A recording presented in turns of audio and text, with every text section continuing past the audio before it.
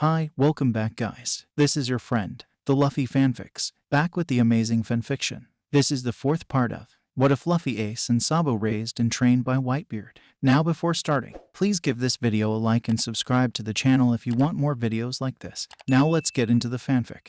After his last checkup with Izo, Kobato, and Law, Luffy is now back to his usual life on Moby Dick. His haki has settled, so there would be no more random fainting family members, and his stomach has gotten better. He could eat anything he wanted to again. Now that life has gone back to normal, Whitebeard decided to drop Caesar off at the nearest marine base after assuring Luffy that Kaido wouldn't dare to lay a hand on his family. They had no real reason to keep a prisoner for long term. It's just be a waste of resource and manpower to keep him alive. Of course, Luffy fully agreed after learning that part of his family's food were being used to feed the prisoner. A month after being free of his cell life and a week after dropping off Caesar, he was on an island with Becky as his chaperone.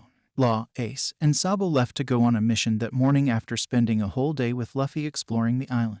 They wanted to spend as much time as they could with him before leaving, even though their mission shouldn't take them more than a few days. While everyone was off to do their own things, Luffy and Becky enjoyed their lunch at a pub. Becky smiled as he watched the boy next to him happily eating everything laid in front of him, grateful that he could eat whatever he wanted again and chatting away at what he'd done yesterday with his brothers. Just as Luffy was finishing the last of his meal, three beautiful young ladies walked up to the two of them. Luffy looked up and stared at them for a moment before recognizing them. "I remember you." He pointed at them with a smile, quite proud of himself for remembering them. "You guys were following us yesterday." "Oh," Becky narrowed his eyes at them suspiciously. "What reason would you have for following Luffy?" One of the girls crossed her arms and huffed with a light blush tinting all three of their faces. "We weren't following her." Becky looked to Luffy and remembered the boy was wearing the same yellow sundresses he wore yesterday with flowers decorating his straw hat. "We wanted a chance to talk to the two Whitebeard commanders and the other guy she was with." The blush on their faces darkened. Becky's mouth twitched as he tried not to laugh. The whole crew had noticed how older three would get a few shy glances from the girls during the months that Luffy was confined in his cell. It seemed their wanted posters from Dressrosa and the few missions they were sent on that landed them in the news gotten them admirers along the way. There were a few girls that were brave enough to confront the trio, but they were shot down effortlessly. The Whitebeard pirates laughed at how clueless Ace and Sabo were of their fans. Law knew what was going on but ignored them. The three of them usually didn't spend much time on the islands without Luffy. They'd hurry to gather what they needed and went back to spending time with their youngest brother, so there weren't many that were able to approach them. "You could have just went up and talked to them," Becky offered, still trying not to laugh. "They did," Luffy said with his head tilted to the side. Sabo said something, and they left. "We asked if we could show them around, but we were told that they were busy accompanying this young lady," one of the other girls said with small smile. "So then, what do you want with us?" Becky asked. "As you can see, it's just the two of us. We thought we'd spend some time with her and show her around, since Ace and Sabo likes her," the third girl said with a friendly smile. "We want to know what they like about her and maybe get some pointers to get in their favor," she ended with a shy smile to Luffy. Luffy tilted his head as he regarded the girls before beaming at them. "Okay," Becky merely shrugged. "Whatever my lady wants, I guess. But I have to keep her out of trouble." "Oh, you don't have to," the first girl said, giving him a flirty smile. "We promised to watch her for you." "Oh, no, you don't understand," he said with a lopsided grin. "Wherever she goes, trouble follows. The family isn't going to be too happy with me if we lose her again." The three girls looked at each other nervously, wondering who this girl was to have a bodyguard. Divided by. After walking through the town with the three girls, showing them various places that they would have been able to find themselves, Becky and Luffy found themselves being led towards the forest that was far from town. "I think it's about time we should head back," Becky said just before they entered the forest, holding Luffy's hand. "It's getting dark. This forest is completely safe, even at night," one of the girls said. "We have a cabin there. We can have dinner there. Maybe another time. Quite a few people will panic if we don't show up for dinner since we didn't tell anyone where we went," Becky said. He turned to walk away before the girls could say anything else, determined to take Luffy back in time for dinner. Who knows what Marco would do if they didn't show up. He had to stop when Luffy didn't budge. "Luffy," the boy was looking straight at the forest with a thoughtful look. There was no way Becky is going to suffer Marco's wrath, so he picked the boy up. "Come on, Lou. Dinner should be ready by the time we get back." "Food." Luffy cheered at the prospect of getting food. "Why don't you girls join us? There'll be plenty of food," Becky offered. Soon the girls were in front of the large crowd of pirates on the beach. "Whitebeard pirates?" one asked in shock. "He didn't know." "Thought you did since you recognized our 2nd Division commanders." Becky smiled apologetically as he set Luffy back on the ground. They watched as the boy in the yellow sundress run up to the group nearest the large captain. The three girls didn't know what to do but to follow Becky as he weaved through the throngs of pirates seated on the beach. He led them towards where some of his division were seated, which happens to be close to the commanders and captain. The girls sat down in between him a female pirate. They watched in amazement as all different kinds of appetizing dishes were placed in front of them. "Dinner is served, princess," they heard someone say. Curious and surprised, the girls looked up to see a tall man in a chef's uniform with a pompadour place several large plates of food in front of the girl they planned on tricking into getting lost in the forest. Their plan was to loose the bodyguard in the crowds and loose the girl in the forest full of dangerous animals. When they couldn't shake the bodyguard, they decided to just loose both of them in the forest. Startled, they almost didn't hear the female pirate beside them ask them a question. "So who are you girls? I'd never thought that Becky would bring us three beautiful girls for dinner. They want to get to know Luffy, so they can talk to the idiots," Becky answered easily. Is she really a princess?" one of the girl hissed quietly, pointing to Luffy. "Oh, you're interested in our Luffykins?" the female pirate asked before leering at the three girls. "Or maybe it's her knights are interested in. If so, give it up. Those three aren't interested in anyone but their precious Luffy." She waved the idea off. "Princess? Well, in a way she is," another man in their group said. "I mean, she does have the connections to bring enough manpower to take down a whole kingdom. Just wait until she sits on the throne," another laughed. "Imagine how much power she'd have." Then everyone at the table went silent as they thought on it. Then the female pirate laughed. "Little Lou already has that, plus some. Those four took down a warlord on their own." "Four? Don't you mean three?" one of the girls asked, thinking they were talking about the three handsome men that were walking with Luffy. "No, it was defiantly four," someone laughed. "Don't let the kid fool you. May look like a shrimp, but Luffy was the one who turned the whole stone castle into rebels with one punch." "That princess." The girls turned to see Luffy sitting on Marco's lap, stuffing his face with food that looks good enough to feed royalty.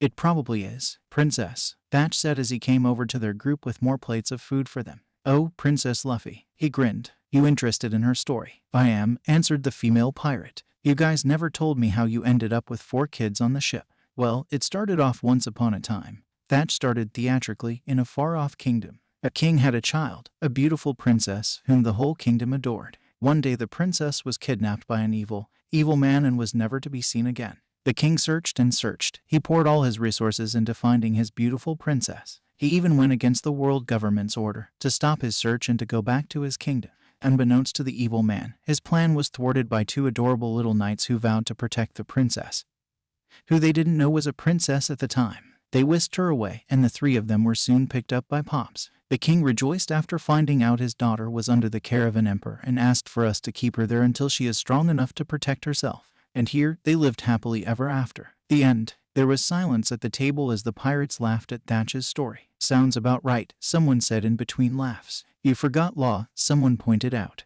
Thatch scratched his head at that. "Truthfully, I have no idea how he joined. There was this party, and Luffy destroyed the kitchen, and the next thing I know, he was there helping with the repairs. I don't know. He just randomly showed up. I heard Luffy picked up him. Kinda like you." He pointed to the only female pirate sitting there. She laughed at him. "I don't think it's the same, Commander. I mean, really, I can't see Law trying to pickpocket Sabo in broad daylight." She turned to tell the girls, "Luffy caught me red-handed and dragged me to Whitebeard. Scared the living daylights out of me. Thought this huge scary captain was going to feed me to the Sea Kings. You know what Luffy said to Whitebeard? He said, 'She's coming with us,' and just left me there with Pops, who was laughing his head off. I just ended up staying because I had nowhere else to go. I had no money, no food, no house, and now I have everything I ever need." A man sitting next to her slung an arm around her shoulder and brought her into a lopsided hug. "And we're happy to have you. You know, it's not just the idiot trio that Lou always thinks about. You may be our newest member, but he considers you family too," Thatch said. "He knew you were a good person, even though you tried to steal Sabo's money. That's why he thought you'd fit right in with the rest of us.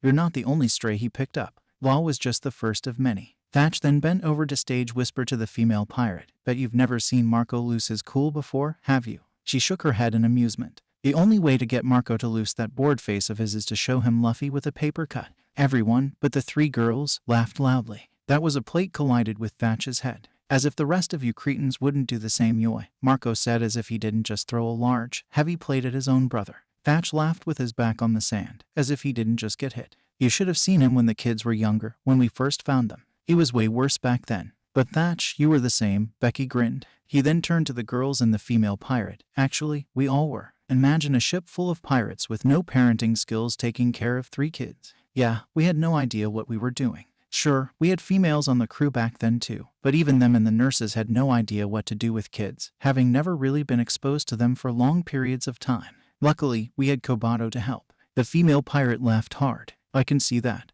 I may be a woman, but I have no idea how to take care of a kid, much less raise one. Most of the pirates, Thatch included, turned somber. Yeah, Thatch breathed quietly. We have to give props to Ace and Sabo for raising our princess themselves without any guidance. To Ace and Sabo, someone called out after a moment of somber silence. Everyone, including those who didn't hear the conversation, held their drinks up to toast Ace and Sabo, who weren't even there. With Law's help, the three of them raised that kid up good.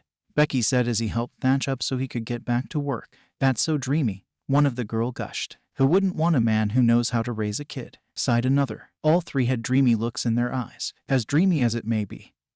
Ace and Sabo didn't have choice at the time. Luffy was just forced on them. The kid's only 3 years younger than them, you know. It wasn't easy for those two kids to take care of a toddler at their age with what they had, a pirate said somberly. Most of us were there when we picked those kids up. The shape they were in when we did. I'm surprised they survived that long. They probably sacrificed so much to keep Luffy alive. To Ace and Sabo, Luffy is their life. They'd do anything for the kid. At least Law has a good head on his shoulder and knows when enough is enough, another said. Becky yoy, Marco called out from right behind him with Luffy holding his hand. Yes, Commander, Becky replied, tilting his head back to see his commander with a mug held up towards him. Luffy wants to go explore the forest tomorrow. You're going with him, yoy. I don't need Becky to go with me. I want to go with my new friends. Luffy pouted at Marco, pointing at the girls. Wait, the 3 girls said, ashamed of themselves. After hearing how much Luffy meant to the second commanders and Law, they didn't want to do anything to harm the girl anymore. There are swamps and crocodiles in there, one said,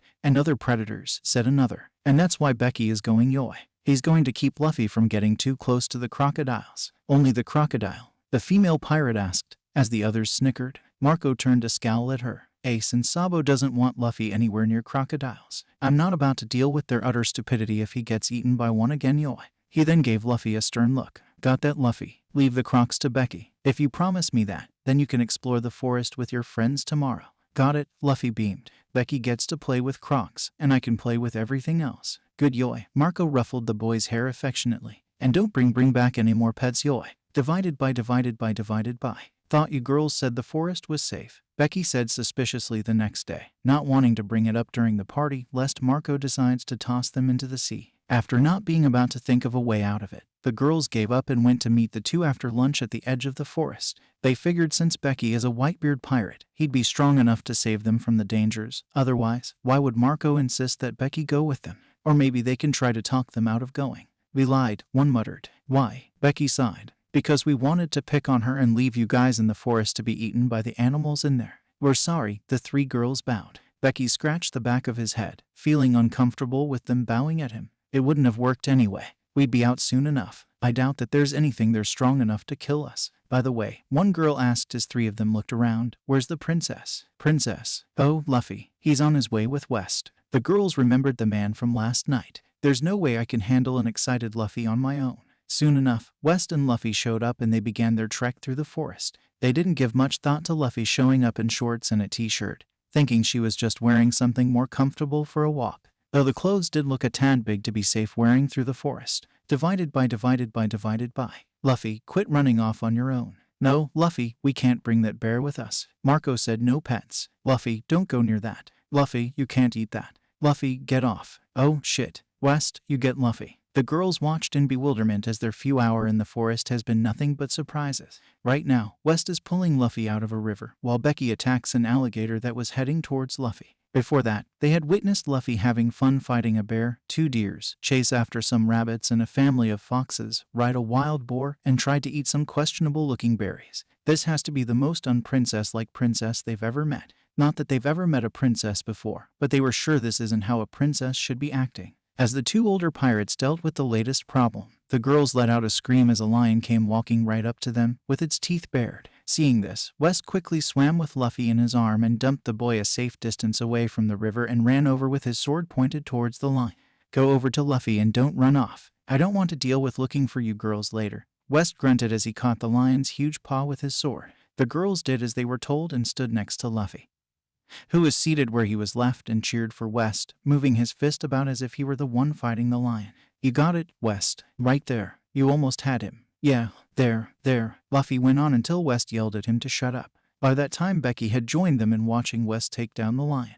West laid on the ground panting and scowled when Becky came over to help him up. You ass, you could have helped. Nah, that wouldn't be fun. Besides, think of it as training, Becky laughed. And you, West shoved a finger at Luffy's forehead, who stopped with his hands up in the air wanting to give the man a hug, could have taken that thing down with a single punch. Now I hurt everywhere, he whined. Why don't you people understand I'm a normal person? Not like you guys. Don't be like that, buddy. Becky patted the man's back. You did pretty good. Just think, just a few years ago, you wouldn't have been able to fight that thing alone. Besides, Luffy knew you could do it. If he didn't, did you think I would sit back and watch? I hate you, West said with a smile. Come on, let's go back and have Thatch make Luffy his favorite snack. Becky jerked a thumb towards the dead crocodile. Snack. Luffy cheered as he got on top of the crocodile's back, waiting for someone to pull it. You can eat that, one of the girls asked. Of course, Becky smiled as he got the dead reptile ready to be pulled back, so Luffy can ride it. It's Luffy's favorite. Luffy, stay right there and protect your snack. If you run off, who knows what might take away your tasty treat. Okay, Luffy said as he squinted his eyes and looked around for animals to scare off. The girls laughed at the innocent act. As long as I've been around the kid, I still don't understand how the nutcase can be so cute. West shook his head in amusement at Luffy's antic. Divided by.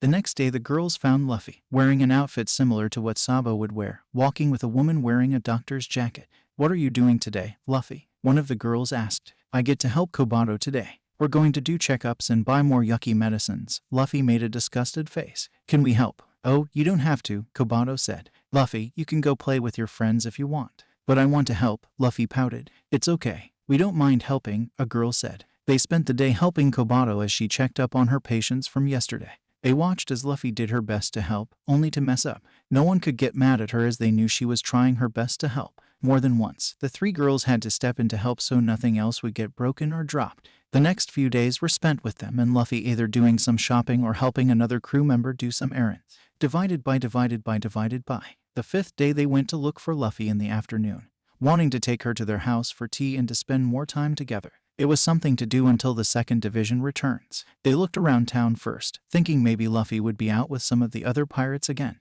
When they couldn't find her there, they went to where Moby Dick was anchored. After asking around, they found themselves pointed towards Whitebeard. Good afternoon, sir. Is Luffy around? Whitebeard looked down to his lap. The girls had to climb on rock, with Whitebeard's help, next to the captain to see Luffy sleeping, curled up on his lap, still wearing what he wore yesterday. I don't think today's a good day. Would you like to spend time with me instead? Whitebeard said with a smile before taking a sip from his large mug. The girls took a seat on the rock to look out at the ocean. There was a moment of peaceful quiet before it was broken by Whitebeard's question. You do realize that Luffy is a boy, right? Yeah, we kind of figured. One answered with a smile. And yet, you don't mind. What is it about this child that you want to spend so much time with him? Whitebeard asked curiously. He'd always wondered what drew people to Luffy. The girls looked at each other, ashamed at their first reason, and came clean. We didn't at first. We just wanted attention from Ace, Sabo, and Law and thought if we get rid of Luffy, they'd forget about her and pay attention to someone else. But after learning how much Luffy means to them, we couldn't do it. We wouldn't want them to hate us because we were selfish. The few days that we have spent with Luffy were fun. There was always something to do, and it was always exciting. He's fun to be with. I see, Whitebeard said quietly with a smile. What's wrong with Luffy? He misses his brothers, Whitebeard answered. They didn't call last night, so he's upset. Brothers. Law, Ace, and Sabo are brothers, parents. I don't think there's a word to exactly describe what they are to this child. With the exception of the 6 months when he was taken from us, I don't think he remembers a day when he's been without Ace or Sabo in his life. But he's going to have to get used to it, Whitebeard sighed sadly. He'll be leaving us one day, and those two won't be going with him. Then why does he have to leave? He can just stay with you guys. Whitebeard laughed, causing Luffy to moan in his sleep and turn to get comfortable again. His grandpops rubbed the boy's back in apology. His dream is to seek out the throne of the Pirate King. To do that, he has to travel with his own crew. Those two wants to go with him. I'm sure they do. But Luffy here has already decided that he'd find his own crew. He has a grand dream, one that I wish him and his future crew the best of luck to. There was another moment of silence between them before it was broken again by Whitebeard. Thank you for being his friends, he said softly. It's not very often that he can make friends outside of his family. Divided by. And the next day, they found Luffy sleeping against a man they remembered to be from the 16th Division, one of the doctors. Not a good day again, a girl asked as she took a seat to get a good look at the boy on his lap. The doctor shook his head. They haven't called again. Maybe spending time with his friend will lift his spirit. Luffy, he shook the boy, dressed in a dress again. Luffy, wake up. Your friends are here. Luffy groggily woke up and rubbed his eyes. Morning, he said as he yawned and stretched. It's already afternoon. You already had lunch. The doctor smiled at the boy. Oh, the boy said, still not fully awake. Luffy, would you like to come over to have tea with us at my house? One of the girl asked. Luffy looked to the doctor. I think it's a good idea. You should spend time with your friends. Maybe it'll take your mind off of things. You never know, they just might call tonight, the man said. Okay, Luffy sighed, looking to the ground, not at all happy. I hope you girls don't mind me joining you. I'm on Luffy duty today, the pirate doctor grinned, as they were walking towards the housing area of the island. Luffy all of the sudden pushed all three girls to the ground in a tangle of limbs and dress fabrics. Next thing the old doctor knew, Luffy wasn't where he should have been. Confused, but not panicking because if Luffy really was in trouble, there'd be a lot more noise. He turned his head around to look for the kid. He really didn't have to because soon enough, a loud, obnoxious-sounding voice called out to anyone who cared to listen, which was everyone around. Give me all your money and valuables if you want this kid alive. A large, round man demanded with a knife at Luffy's neck. And a ship. The doctor brought a hand to his face. Why did this have to happen on the day he's on Luffy duty? You might want to drop the kid if you know what's good for you, he suggested. Luffy's not in a good mood. I don't care if the brat's in a good mood or not. Just give me what I asked for. The man was cut off by another voice. Why's Luffy not in a good mood? Because you forgot to call the last couple of days. The doctor answered before turning around to face the blonde who just spoke. Sabo, Ace, Trow. Luffy yelled happily from his place in his kidnapper's arm, uncaring of the knife threatening him. Sorry about that. Ace rubbed the back of his neck, standing in between Law and Sabo. I fell asleep and the Den Mushy fell into the ocean. We were about to call to warn you that the captain got away, and we were chasing after him. Lo and behold, he came to the wrong island. Law smirked. Shut up. Don't you see I have a hostage? Just give me your money and the damn boat, the runaway captain yelled. What hostage? If you're talking about Luffy. He's the worst hostage ever, Sabo grinned through his glare. If you're not going to take me seriously, then I'll take this girl with me. Who knows? She's young enough that she'd be able to entertain me for a long time. The man laughed loudly, taking a step back towards where he landed, which happens to be on the other side of the island.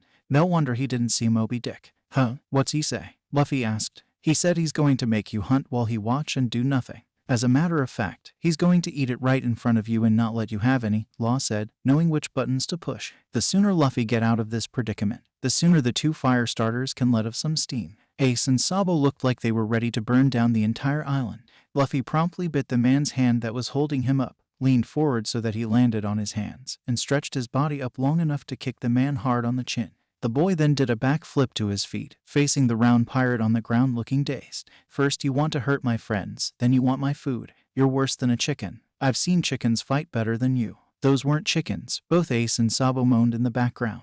Ace, Sabo, Trow. You're back. Luffy cheered as he turned his back on the man on the ground to run to his brothers. He'll leave the kidnapper for Pops, who is now cracking his knuckles and standing over the poor pirate captain. After reporting back to Whitebeard, the three brothers spent some time with Luffy and his new friends, much to the girls' delight before they had to leave that night. Before leaving, Law, Ace, and Sabo thanked the girls for keeping Luffy company and for being his friends, causing the girls to blush brightly. Do you want to come with us? Luffy asked before they boarded the ship. No, the girls shook their heads, thinking of Ace's and Sabo's reaction to meeting their family for tea. The girls weren't as surprised as they thought they would be after being around Luffy for a few days. Ace and Sabo were surprised as to how warm their parents were. We already have a family here. Divided by. Half a year later, Ace, Sabo, and Law found Luffy sitting on the figurehead, wearing one of Sabo's old clothes, looking at the sea and thought. What are you thinking about? Sabo asked. It better not be something stupid again. Ace sighed as he scratched the back of his head, readying himself for that something stupid. Luffy stayed silent for a few moments before turning around to face his brothers. I think it's time. Time for what? Luya, Law asked. To set off on my own and gather my own crew to find One Piece. The boy laughed at the shocked faces of Ace and Sabo. Law merely nodded. I'm doing the same then. That way we can start at the same time. It's too soon. The two Fire brothers exclaimed. I already talked to Grandpops about it. He said it was okay. Luffy gave him a huge smile. I'm ready. I'm gonna be the Pirate King. He yelled for the whole world to hear. And now, he was on an island, walking with Ace, Sabo, and Law, where the two Division 2 commanders had to dispose of a nuisance on the other side of the island. They were waiting for the rest of their division to finish preparation before joining them. Once the call came, they led Luffy to a pub where he was to wait for them. Luffy had wanted to join them, but he was under strict order to let his brothers do their missions themselves. Law was only going with them to give them medical backup to give him experience of working alone without Division 16's help. Will you be alright by yourself, Lou? Ace asked worriedly as Luffy took a seat at the bar and ordered a glass of juice. I'll be fine, Luffy laughed at his brother's worries. It's a little weird to not know where everyone is, but I'm fine. That was what worried the three of them about leaving Luffy alone on the island. They wanted him to stay on the ship with Pops. But the dress-wearing teen was already sick and tired of being confined on the ship and wanted to be on land, however brief. During their walk through town, Luffy had ran into people, not knowing they were there, which had never happened before. Usually he would just maneuver himself out of the way without even looking where he was going. We'll be quick, I promise, Sabo said, looking anxious. The sooner we leave, the sooner we come back, Law informed them. Maybe we should call Marco to keep you company, Ace suggested. I'm fine, Luffy giggled. Nothing's going to happen. I'm just sitting here and waiting for you. I promise not to cause any problems. After they were a good distance away, Ace brought out his Den Mushi. I'm calling Marco, he said to Law and Sabo. In the bar just 5 minutes after the trio left Luffy to himself, he was approached by a group of 3 girls from behind. He was too busy enjoying his nice cool glass of juice, kicking his legs back and forth from the bar stool that he didn't notice them. Hey, you. He turned himself to the girls with his glass of juice in both hands, looking confused at their scowls. He doesn't recognize them, so he wasn't sure what he did to them to cause those looks sent his way. Who do you think you are? He tilted his head. The girls crossed their arms at his innocent owlish blink. Well, they were in plain, casual dresses, and anyone could see they were beautiful, but he still doesn't recall ever meeting them before. He shrugged and turned himself back to the bar, wanting to ignore them in hopes they just leave him alone. His brothers would get mad at him if trouble starts. Don't ignore us. One of the girls shoved his shoulder, causing him to spill his drink a little onto the counter. The bartender, who saw the whole thing, turned to them, while wiping a glass dry, to caution them, I wouldn't mess with her if I were you. They didn't heed his warning and continued to get Luffy's attention. After giving his spilt drink a forlorn look, he finally turned back around to give the girls his attention. It really sucked that today had to be the day that his observation hacky decided to disappear on him. It would have helped right now if he had some sort of indication as to why they were bothering him. It would also help to know how hard he could hit them without accidentally killing them. No, wait. He promised he wouldn't get himself into any trouble. Oh, and Sabo would get mad at him if he hits them. Sabo says it's not nice to hit girls. The girls huffed after getting a better look at him. I can't believe you think you're good enough to hang around the Whitebeards. You're just a cute face with a pretty dress. I bet that's how you lured Commander Ace and Sabo to hang around you. She's so scrawny, I bet she can't even fight. Playing the defenseless girl card just to get them to protect her, another huffed. Luffy tilted his head, not really sure what was going on. He continued to watch them say things to him, not really listening, only turning around once to ask for another glass of juice. It was when he turned around the second time to ask for an apple that one of the girl had enough of him not responding to anything they were saying to him. Are you even listening to us? She knocked his glass out of his hand, and he watched as it made a mess on the floor. Ops, he said before turning to the bartender. Hey, mister, can I borrow your broom and mop? The man simply nodded and walked to the back room to retrieve the cleaning supplies. He couldn't say he didn't warn the girls. If anything happens to them, it's their own fault. A few of the remaining nervous guests that hasn't left yet hurried to finish their meal. The few that came in after Luffy didn't know who she was and continued to watch on. Everyone there knew who those other 3 girls were. They were fairly well known on the island as the most beautiful. Many men could only dream of marrying them. This was a normal occurrence when someone they think threatened their popularity came to town. They would always send their competition away crying and never showing their face again. Hey, Chibai, someone walked up from behind Luffy, who was crouched down to pick up the larger pieces of glass. The voice startled the teen, causing him to fall forward and land his hands on the shards of glass. That's the first anyone has ever surprised you from behind. But then again, I guess this is the first time you've ever had to walk around not knowing who's around you.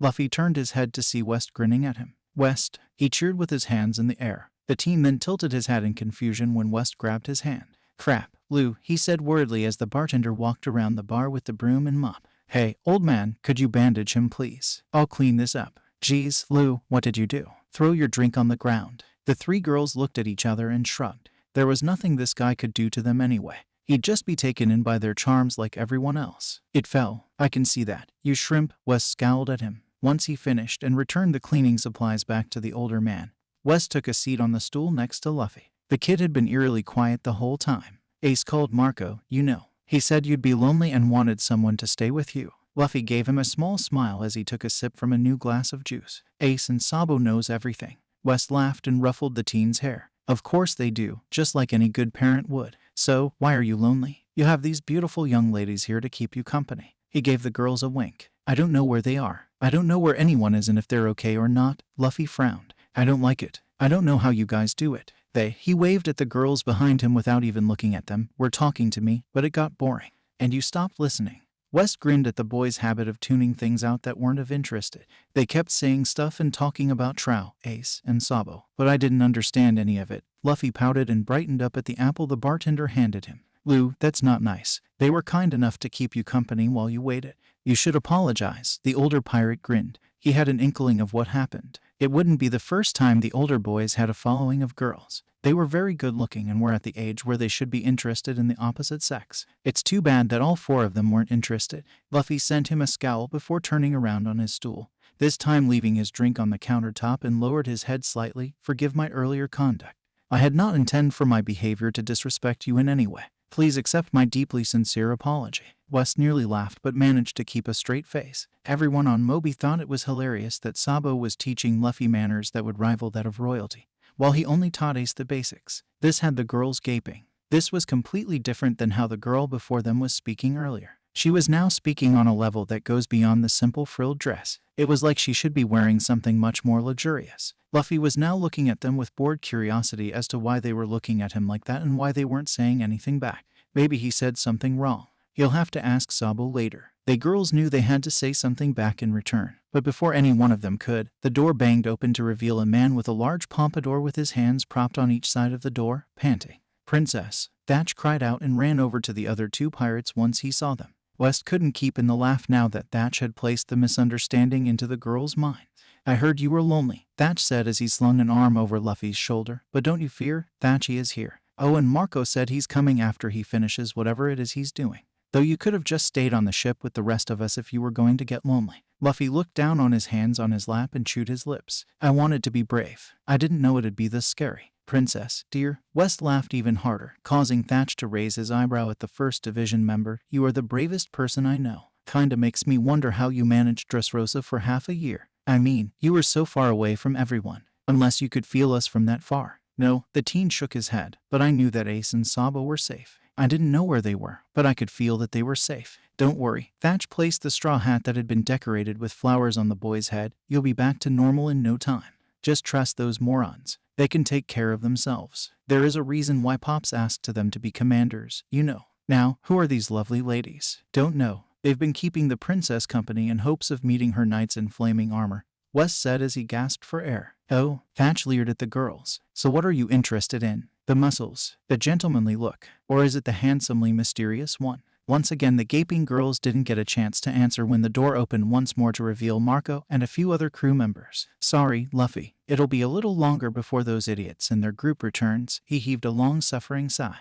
It seems there was a mishap. Luffy tensed and was about ready to jump off his stool to go save his brothers when Marco pushed him back down on his seat. Don't worry, it's nothing bad. The flaming idiots accidentally set the whole town on fire and have to stay to clean up their mess, while the other sucker has to stay and tend the bystanders. I bet they were in a hurry to get back to you, kid, Thatch said. Say, are you hungry? I can whip up something for you while we wait. No offense, old man, he said to the bartender. The little one is on a strict diet for health reason. None taken. You have free reign of my kitchen. Right this way. The older man smiled at the head cook. I'd be more than happy to offer you my help for the little lady and the rest of her friends. Becky, Luffy cheered when the man walked. Hiya, Squirt, Becky said as he placed the boy on Marco's lap so he could sit between his commander and his best friend. We all heard you were lonely, so we came to keep your company. Soon after, the three girls found themselves dragged over to a table by a female pirate of the First Division. You shouldn't just stand there. Join us. If any of the guys here try anything funny, just tell me, and I'll put them in their place for you. She gave them a wink. So what are you girls doing in here? Were you with someone? Seems everyone just upped and left as soon as Commander Marco walked in.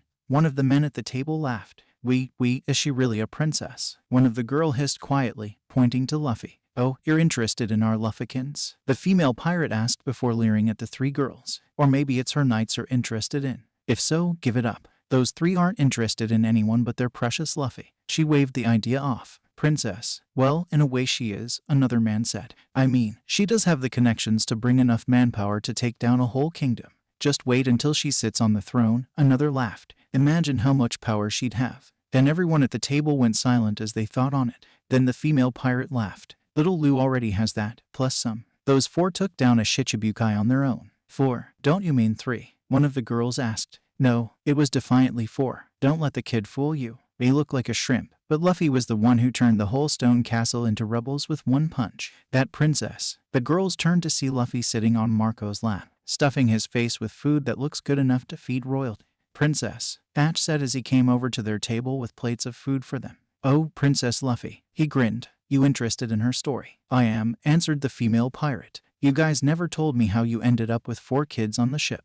Well, it started of once upon a time, Thatch started theatrically, in a far-off kingdom. The king had a child, a beautiful princess, whom the whole kingdom adored. One day the princess was kidnapped by an evil man and was never to be seen again. The king searched and searched. He poured all his resources into finding his beautiful princess. He even went against the world government's order to stop his search and to go back to his kingdom. Unbeknownst to the evil man, his plan was thwarted by 2 adorable little knights who vowed to protect the princess, who they didn't know was a princess at the time. They whisked her away, and the 3 of them was soon picked up by Pops. The king rejoiced after finding out his daughter was under the care of the strongest man in the sea and asked for us to keep her there until she is strong enough to protect herself. And there, they lived happily ever after. The end. There was silence at the table as the pirates glared at Thatch's story. You forgot Law, someone pointed out.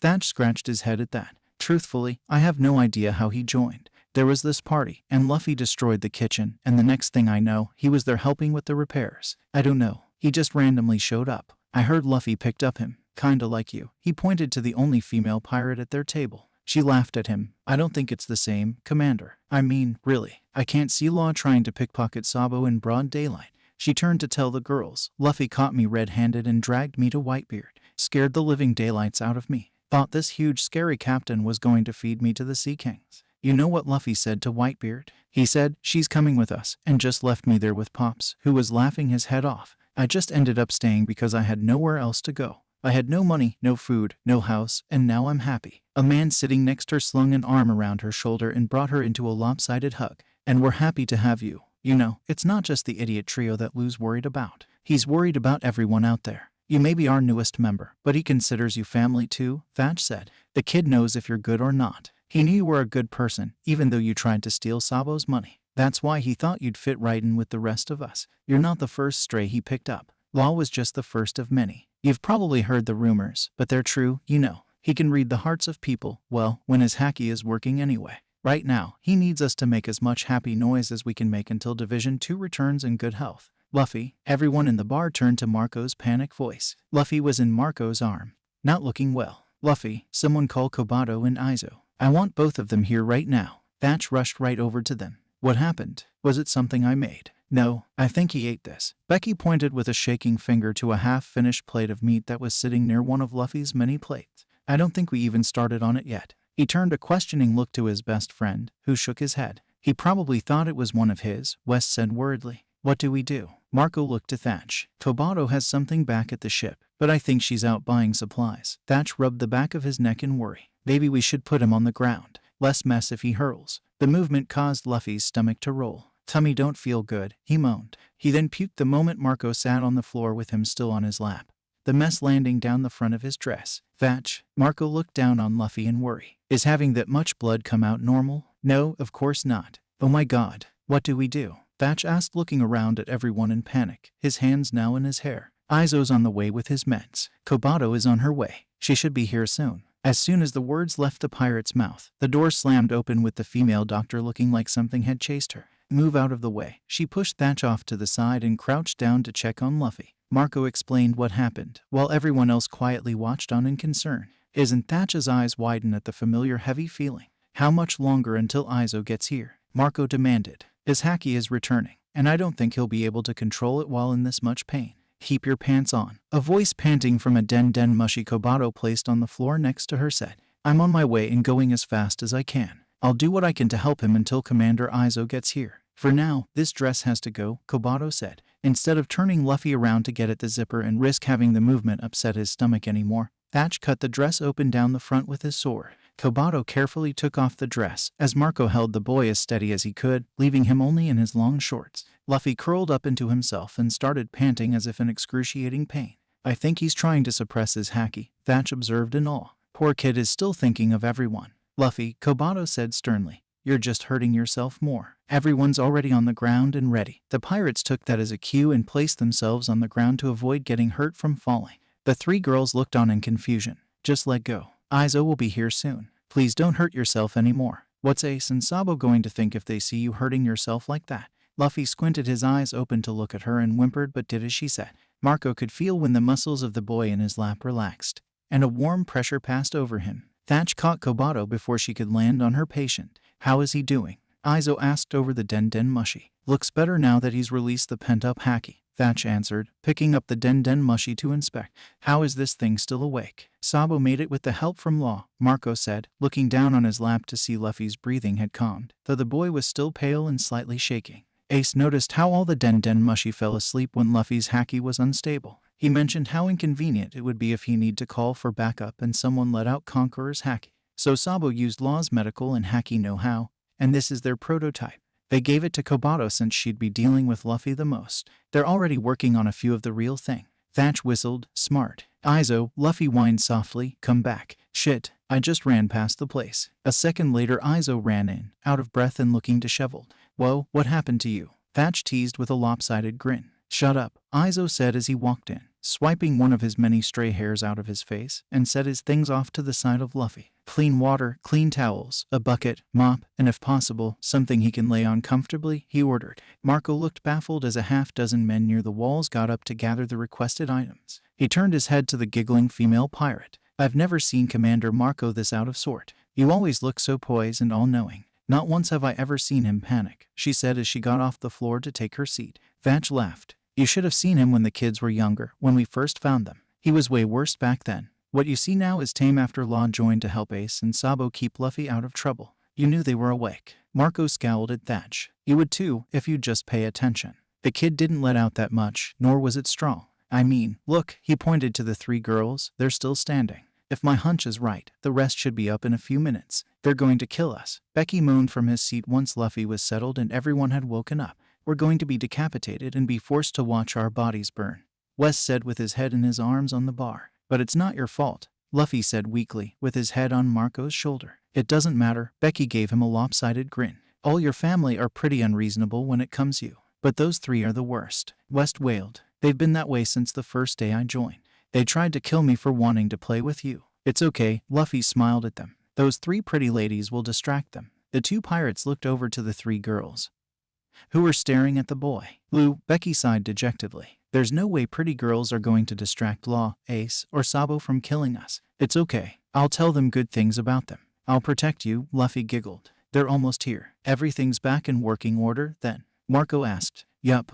all better. I like it this way. Luffy smiled as he snuggled into Marco's chest. Excuse us. Marco turned on his stool for him and the boy on his lap to see the three nervous-looking girls. Yes, Marco said. Is the little prince feeling better? One of them stuttered as they all looked to the floor in embarrassment. Prince? Marco narrowed his eyes at them. Who told you that? A girl pointed to the table they were sitting at, told us he was a princess at first, then explained that the prince had to dress as a girl to hide from the government.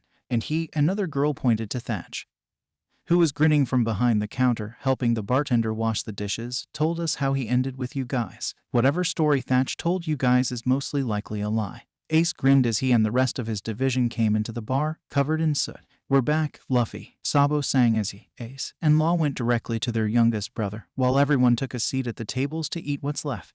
Oh, the female pirate asked. So how did you boys join Pops then? Easy, Ace grinned. We kidnapped Marco, Sabo also grinned. Then we were kidnapped by this very big scary-looking pirate. Luffy held his arms wide open to show how big and scary Whitebeard was. And then the shitty old geezer came and punched us and told us to stay on a pirate ship with over 1,000 scary pirates. We were only 10. Ace and Sabo alternated in telling their story. Grandpa's funny, Luffy laughed. That's nice all, but what happened? Law saw how Luffy was leaning into Marco. Before either one of you get mad at us, Becky said hastily, gaining their attention, it was an accident.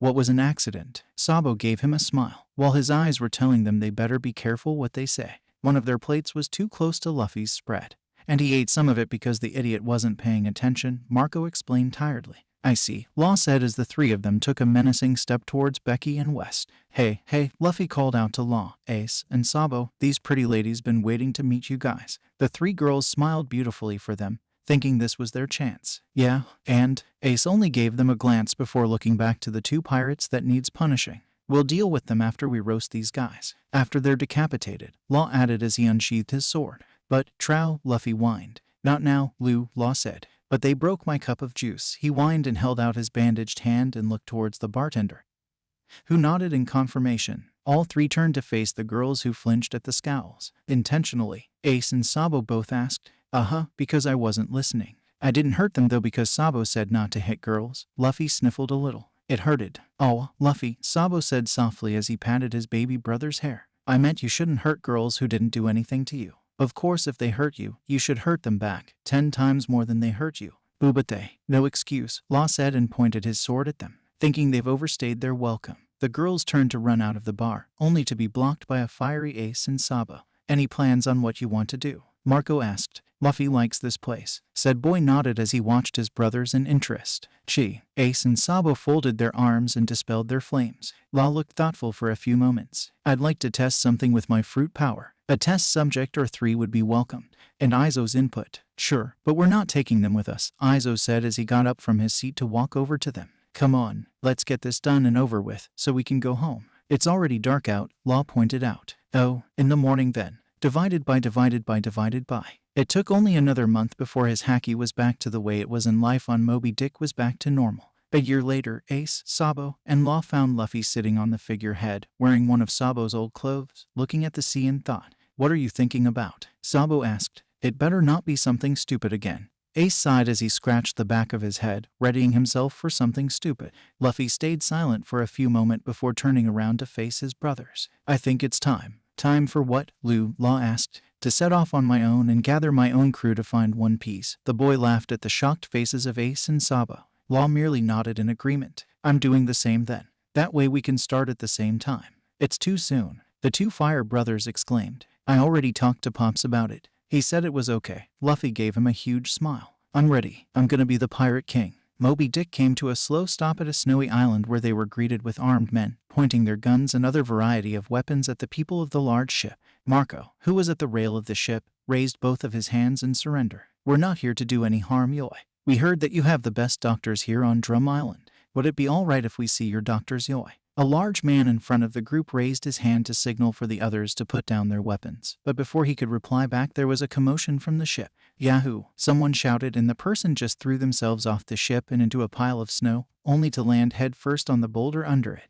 The impact caused the tree next to it to shudder and let loose a huge pile of snow on top of the person. Luffy. Ace and Sabo ran to look over the rail before jumping off. It's cold. The person jumped up, uninjured, and wrapped his arms around himself to ward off the cold. The people of the island could only look in bewilderment as a boy looking no older than 13 wearing only a thin sleeveless vest and long shorts jump out of the pile to complain about the cold instead of the being knocked out by the fall. Luffy's cold, someone on the ship shouted. Seconds later, several thick coats were tossed down, followed by a pair of long sweatpants. Marco could only sigh at the idiocy of his siblings when they offered their own comfort of warmth, rather than going to grab something they weren't already wearing. Why did Law have to leave them so soon? Couldn't he have waited until Luffy leaves first, instead of just hopping off at some random island? At least he would have been reasonable enough to put the kid in warmer clothes before letting him loose. Thanks, Luffy cheered as Ace and Sabo helped him put on one of the coat and the pants. Let's go explore. And he took off before either one of his brothers could stop him.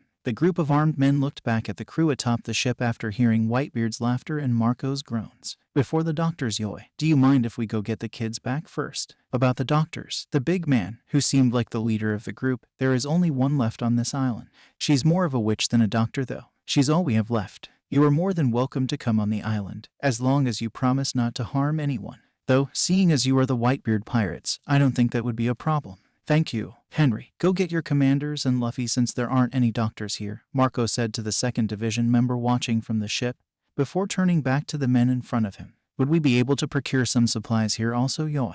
I'm afraid we don't have enough supplies for a ship as large as yours, the man said. I'm Dalton, by the way. He shook hands with Marco when the commander jumped down from the ship.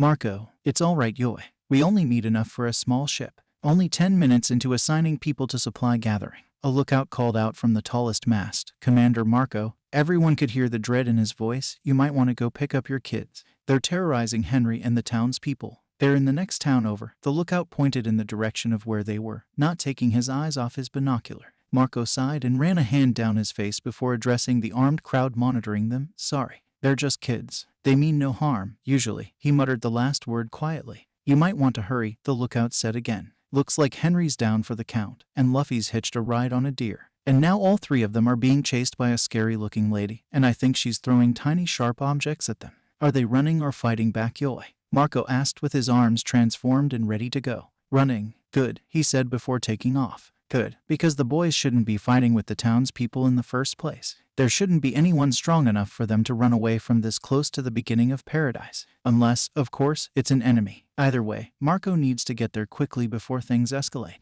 Better safe than sorry, especially with the townsmen arming themselves against outsiders. He highly doubt any of them were actual fighters, with the exception of Dalton. Something must have happened to this island for this level of caution. He finally found who he thinks is the lady chasing his kids, running into the mountain forest, swinging a bat around, cackling and yelling at the boys in front of her to come back. As Marco flew closer, he could hear the boys screaming. That's right, screaming obscenities. That loosely translated to keep the hell away from us at the bat-wielding woman. Ace and Sabo actually looked terrified at the thought of being caught by the crazy woman. Looking a little further ahead, Marco spots Luffy laughing loudly as he rides the deer that was weaving through the trees with expert ease, attempting to buck off its passenger. Assessing which group seems to be in most danger, the first division swooped down a few feet in front of the bucking deer. As soon as the deer sees the large flaming bird descending, it skidded to a stop with a human-like shriek before hopping and turning tail towards the other three, who were running in their direction. There was no way in hell he's going to fight a flaming bird, especially one that big. Marco was able to grab Luffy off the deer's back before the deer could make it too far and flew to where Ace and Sabo stopped. Pops, they both greeted him once he tossed Luffy to Sabo and turned back to human form. Well, what do we have here? The lady grinned, holding her bat over a shoulder. Now that Marco's gotten a closer look, it was an old woman dressed in clothes far too young for her. What's the Phoenix doing this far from New World? You know him, Doctorine, a young voice asked. Marco looked down to see a tanuki-like animal hiding the wrong way behind her leg. He assumes it's the deer from earlier if the antlers were to mean anything. The old woman looked down to answer the animal. No, but this one's a big shot. His face is one just about everyone on Grand Line should know, either from fear or gratitude. Marco, the Phoenix of the Whitebeard pirates. She looked back up to Marco with a grin. So which is it? If you want the secret to my youthfulness, I don't think you need it. Neither, Marco replied. You have nothing to fear, Yoi. I'm only here to stop these idiots from causing too much trouble. Our crew is only here to look for a doctor for this kid. He slammed his hand on Luffy's head to stop him from grabbing the animal, only to find out there are none left, Yoi. The old lady studied the kid briefly before looking back at the commander with a frown. There isn't a cure for stupid yet, unless there's something else ailing him. I would have thought your large crew would have at least 1 or 2 decent doctors. Luffy's not stupid. Both Ace and Sabo defended. We do have doctors, a whole division of first-class doctors, Yoi. No, the kid's looking to start his own crew, and we want to make sure he has a good doctor to sail with him. He insists that he gets his own and not one from our crew, Yoi. We'd all feel better if one of our own, who knows his medical background, were to go with him. Marco sighed. Things happened, and it's now just me and my assistant here. The old lady placed a hand on the tanuki. Your assistant? That thing? Ace asked, making a face of disbelief. I'm not a thing. I'm a reindeer, and my name is Tony Chopper. The little tanuki-like animal shouted at them, before hiding his head back behind Doctorine's leg. Anyway, Marco interjected before anyone could say anything else. Still holding on to Luffy, since there are no doctors for the kid to choose from, we're leaving Yoi. Come, boys. But Pops, Luffy whined, twisting and turning to get to the reindeer. I want him on my crew.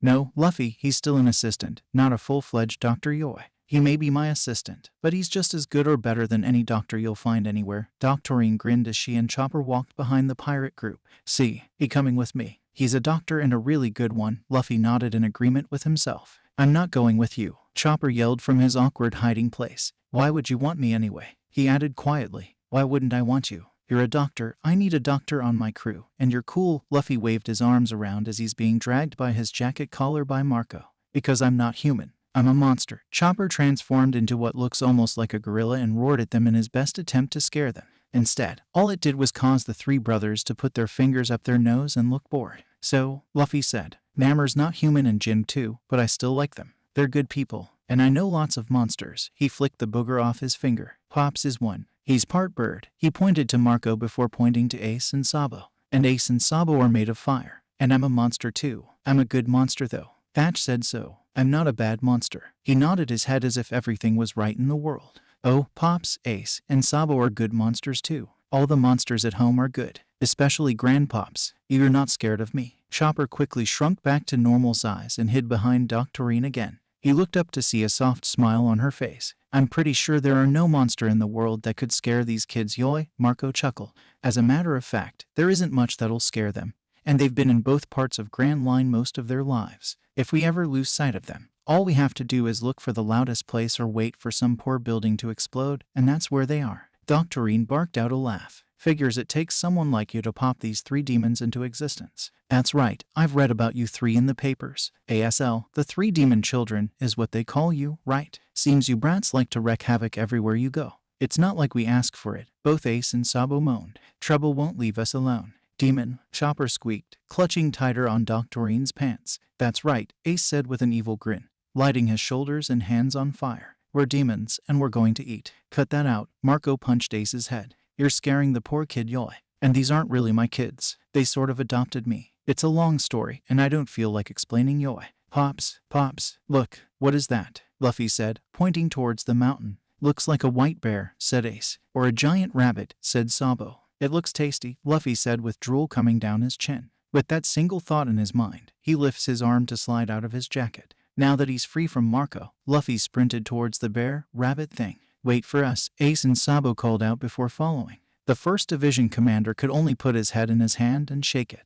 You might want to stop those boys. Lapans are very dangerous, Doctorine warned. They'll be fine, Yoy, Marco said as he watched the 3 boys fight one each before continuing his walk towards the ship with the other 2 following. Though Chopper kept himself behind the old woman. Every few minutes, Doctorine would give another warning about the children fighting the Lapan. And each time Marco would dismiss it. His sons were strong enough to take care of themselves in paradise. He was sure of it. They were trained by the best. Ace and Sabo could now spar with Luffy evenly. Luffy's ability to use any physical move he's seen at least once flawlessly is because of the training he had to build up his muscle. Luffy was thrilled the day his 2 older brothers asked him to spar with them. At first he went easy on them, until they knocked him down and into the ground. The smile the boy gave after being pounded to the ground is one that Marco's going to miss. He was so lost in thought that he almost missed the sound of thunder from far away. Then it came again, but louder. What is that, Yoy? He asked when the sound didn't stop. The 3 of them stopped to listen, then the ground beneath them started to shake. It's an avalanche, Chopper cried out as birds and deer ran past them. My boys, Marco cried out as he transformed and flew overhead to try and find his sons. Chopper quickly transformed to his deer form and let Doctorine on his back before taking off in search of safety. They reached the village where Dalton and the pirates were. The avalanche isn't coming that way. It's going towards the other village where they were earlier. What's that noise? What happened, Dr. Kiriha? Dalton asked once the woman got off Chopper. He stayed in his deer form, still wary of the villagers after the last time, many years ago, when they chased him away and called him a monster. There's an avalanche, Doctorine answered as she dusted herself. The Phoenix is out there searching for his brats. Once the noise subsided, she pointed to a group of armed villagers. You, go to Bighorn.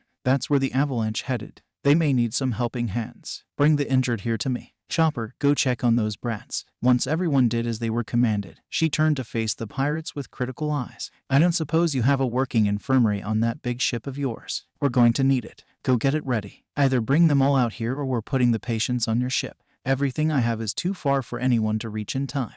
You must be the last doctor left on this island that we've heard about. My division and I will help treat the patients. We have enough beds for everyone. They can stay for as long as it takes for them to recuperate, Izo said before barking orders to his division. Divided by.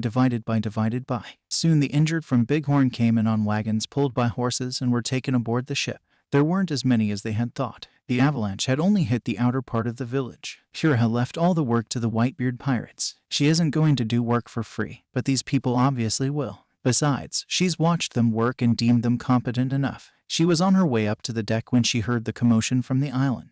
Walking to the rail to see what was going on, she sees Chopper in his human form carrying the smallest brat and the villagers throwing rocks and yelling at her assistant to get away. She was about to call out when Marco dropped down from the sky with the other 2 brats in front of Chopper. Stop this instant. He's helping my son Yoy. And if any one of you harmed a hair on his head, you'll see what real monsters looks like. Marco seethed with Ace and Sabo literally burning on either side of him. Chopper, Kira called out calmly from the ship's rail. Bring the brat up here. The reindeer-human hybrid did as he was told as quickly as he could, only because he was more afraid of the 3 pirates protecting him than the villagers at the moment. He followed Doctorine down to the infirmary, where there were several injured villagers. Luckily, most were just scrapes and bruises, while a few others were more serious where large things fell on them. Luffy, on the other hand, was buried in the snow for what was a good 20 minutes. He's lucky to still be alive for the time being, Chopper thought to himself as he laid the boy down on an empty bed. Luffy, a female doctor said as she rushed over to the bedside to check on the boy, only to be pushed aside by Kira. I'm his doctor, she said as she tried to get around the old woman. Let Chopper take care of him, Kira said calmly with grin and a plan in her mind.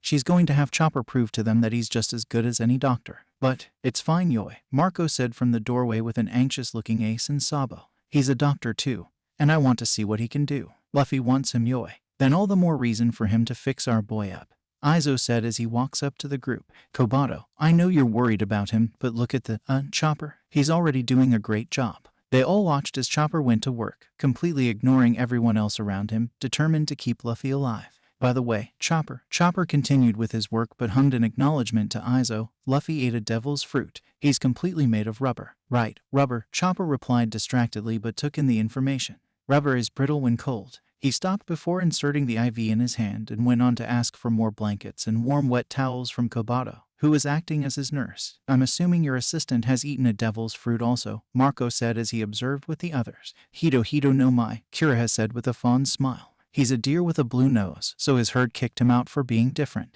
The one day he found a fruit and ate it, not realizing what it was. When he found out he could transform, he tried to go down to the village in hopes of being accepted, but was chased out because he looked like a monster. And you picked him up, Kobato concluded. The old woman laughed. No, why would I do that? Someone else did. She went on to tell them about the quack doctor, Hiluluk, and how she ended up taking in Chopper. I think it's about time for him to leave the island and see the world. I think that young captain would do wonders in healing Chopper's heart, but he can't leave right yet. I still have a few more things to pound into that head of his, she said as she wiped a single tear from her eyes. They all could tell she was fond of the reindeer, even with the rough way she spoke of him. Ace, Sabo, Kobato called out to the 2 boys fidgeting at the doorway, come help warm your brother up. We don't have enough blankets. She then turned to Chopper to explain that Ace and Sabo's body temperature are higher than normal humans because of their devil's fruit. Chopper moved out of their way after hooking up the IV to Luffy, so the brothers could lay on the bed on either side of him. Now that they had Luffy settled, they asked the 2 older boys what happened. Well, you see, we were playing with these giant rabbit things, Ace started, hugging Luffy to keep the boy warm with Sabo on the other side. And the next thing we know, there was a whole pack of them jumping up and down on the snow and started an avalanche, Sabo continued. We got separated from Luffy when he ran off in a different direction. He saw a baby rabbit thing stuck in the snow and got him out, and tossed him up in the air to avoid the avalanche, but got caught in it himself instead. We didn't know where the snow took him. Luckily, Chopper came and sniffed him out. Sabo gave the small doctor a grateful smile, along with Ace. Thank you, they both said to him. Chopper immediately blushed with a hoof behind his head wiggling this way and that way saying things like, I'm not happy with your thanks at all, you bastards, causing those around him to laugh. Divided by. After everything was settled, Izo took Marco aside to his room to tell him what the villagers had told him after Marco went after the boys. A pirate that goes by the name of Blackbeard attacked the island. The pirate that attacked matched the description of Teach. Whitebeard had instructed everyone to be quiet about it, not wanting Luffy to know before he leaves. Marco agreed that it'd be a good idea to leave Luffy in the dark. There's no point in worrying the boy before he leaves to find his own crew. He just hopes that Teach doesn't attack them or Luffy's new crew. Who knows what Luffy would do if he heard that Teach attacked his family again. Divided by. It only took a few hours before Luffy woke up. Before he even opened his eyes, he knew he was somewhere warm and safe. He didn't want to move yet, but his growling tummy told him it was time to eat. When he opened his eyes, he saw Ace and Sabo on each side of him like usual, but instead of their room underneath the ship, he was in the infirmary of Moby Dick. How are you feeling, Lou? Sabo asked. Hungry, was the immediate response. Me too, Ace said. Let's go get something to eat. Just as the 3 of them sat up, Chopper stopped them. Luffy can't move yet. He has to stay in bed at least for another day. But I'm hungry, Luffy whined. And why can't I move? I can move just fine. He hopped off the bed just to prove it. Chopper gave a cry of alarm. I said you have to stay in bed. Someone will bring you food soon, so just stay still. No, maybe we should have told the poor doctor that Luffy's a fast healer, Izo said as he, Marco, Kira, Kobato, Ace, and Sabo watched the small reindeer chase the boy around the now empty infirmary. Luckily, everyone else had been discharged already. I like him, Yoi, Marco said as Chopper transformed and manhandled Luffy back onto the bed. He knows how to handle Luffy. I like how he was able to quickly adapt to Luffy's devil's fruit, Izo said. Divided by. A few days later, after everyone had said their goodbyes and good lucks and the trio left on their own ship, Kobato handed Chopper a thin file. This may come in handy when he picks you up in a few months. It's his past medical history, she told him before the Whitebeard pirates too left. She and Izo had agreed that Luffy's future doctor would need to know a few things about him, but they didn't give him everything. Only the information they were sure would be needed in the future. There is no need for his new crew to know about things that are done and over with. Whitebeard wasn't sure what he should do. Here he is, listening to his grandchild read to him. The little 13-year-old would do that sometimes, bring a book to read on his grandpop's lap. The kid wasn't all that great at reading, still a little slow and stumbles over big words or words he's never come across before. Not to mention, having his grandson read to him is a big thing. He loves spending time with all of them. But right now, he is torn between listening to Luffy read to him or to stop him. He didn't have the heart to tell the boy to stop reading when Luffy looked so intent on reading for him. Where did he even get his hands on this book anyway? Where are his other grandchildren when he needs them? And why are his sons out here listening? Don't they chores to do? The crowd of his brothers standing around Pops's chair caught the attention of Vista, who had just came out of his room for some fresh air. He sees Luffy sitting on Whitebeard's lap with a book. The little teen seems to have the attention of everyone within hearing range with whatever he's reading. Curious, Vista walks a little closer, pushing his way in between the others to get closer to Pops. A horrified look came across his face once he recognized the cover of the book in little Luffy's hands. As quick as he could, he jumped up and tore the book out of the kid's hand and tossed the book overboard. Once the book was gone for good, Vista dusted his hands and gave Pops a quick greeting and walked off as if nothing happened. Whitebeard is extremely grateful he didn't have to sit through Luffy reading that book anymore. He was starting to get warm and uncomfortable too close to where the kid was sitting. It'd be too embarrassing to explain to Luffy if something grew right in front of him. That made him wonder if the brat, or any of the brats for that matter, had been given the talk yet. He'll have to ask Marco when he gets back from his mission. Divided by. Pops, Luffy cheered before launching himself into Marco's arm when he returned home from his week-long mission. Welcome back. Glad to be back, Squirt. Have you been good while we were gone, Yoi? Marco ruffled the boy's hair. Yup, I only fell in the waters 2 times, the teen said proudly on Marco's arm with 2 fingers up. 2 is too many times, Yoi. The boy ignored the reprimand and plowed on to update his pops on what he'd missed while away. And Trow is a meanie. He tied me up and wouldn't let me help wash the bed stuffs. I don't blame him. We still haven't replaced the bed sheets for the infirmary you tore up yet, Yoi. Marco. Yes, Pops. The blonde commander looked up to his captain. I need to see you in my room when you have time. Sure, now is good, Yoi. Marco handed Luffy over to Ace before following Whitebeard. As soon as they got themselves comfortable, Whitebeard asked if the boys had the talk yet. They hadn't, so Marco suggested that Izo and Kobato could help with that since they're doctors and all that. It'd be easier and less embarrassing. Hopefully, after talking to Izo and Kobato about it, Marco went out to find the kids. On his way onto the deck where he was sure the kids would be running around, he overheard a couple of his brothers talking. It was something about Luffy. Curious, Marco stopped them and asked them what they were talking about. They thought nothing of it and told the 1st Division commander about yesterday's reading mishap. Now, Marco needs to find Vista so he can kill him. And there he is. Vista, I need to speak to you, Yoi, Marco said casually as he pulled the larger man away from whatever he was doing near the rails. First, I need to get the 4 brats to the infirmary. Why? Are they all right? Vista asked worriedly as he trailed behind Marco. They're fine, Yoi. Marco waved off his brother's worry. He called out to the kids once he saw them. I need you 4 to go to the infirmary, Yoi. Izo and Kobato needs to talk to you. Ace and Sabo looked at each other before shrugging. Neither one knew why they had to go to see their doctors. Lol, on the other hand, had an idea. Is this about Luya reading Vista's erotic novel? Marco pretended not to notice Vista's cringe and showed no outward sign of ire towards the man and just nodded. What's that got to do with Luffy reading a dirty book? Ace and Sabo asked. Do you boys understand what was going on in the book, Yoi? They were having sex. Both Ace and Sabo said. What sex? Luffy asked with an unsuspecting smile. Is it fun? Sex is when a man and a woman make babies, Sabo answered. But I still don't understand why we have to go see Izo and Kobato. He turned to look at Marco. Marco smiled at the boy's innocent view of sex. That's right and wrong. They're going to teach you things you need to know about sex, stranger danger, and how to avoid being taken advantage of, Yoi, and Vista is going to join you. Do I have to too? Law groaned with a blush. I've already heard all this from Cora-san. Yes, you too, Noi. Why do I have to sit with them? Shouldn't it be you? Vista asked with a fearful eyes. Because it was your book, Yoi. Think of it as punishment. In addition to that, I'm putting you in charge the 4 of them for a month, Yoi, and helping them with their chores. In the meantime, I'm going to have a nice little talk with the rest of the crew. The commander gave an uncharacteristic sadistic grin. There's going to be a ship-wide cleaning of unneeded things that should never make it to his kids' hands or eyes. It doesn't matter that they're all teenagers, they're still his kids, and he's going to protect their innocent views as much as he can.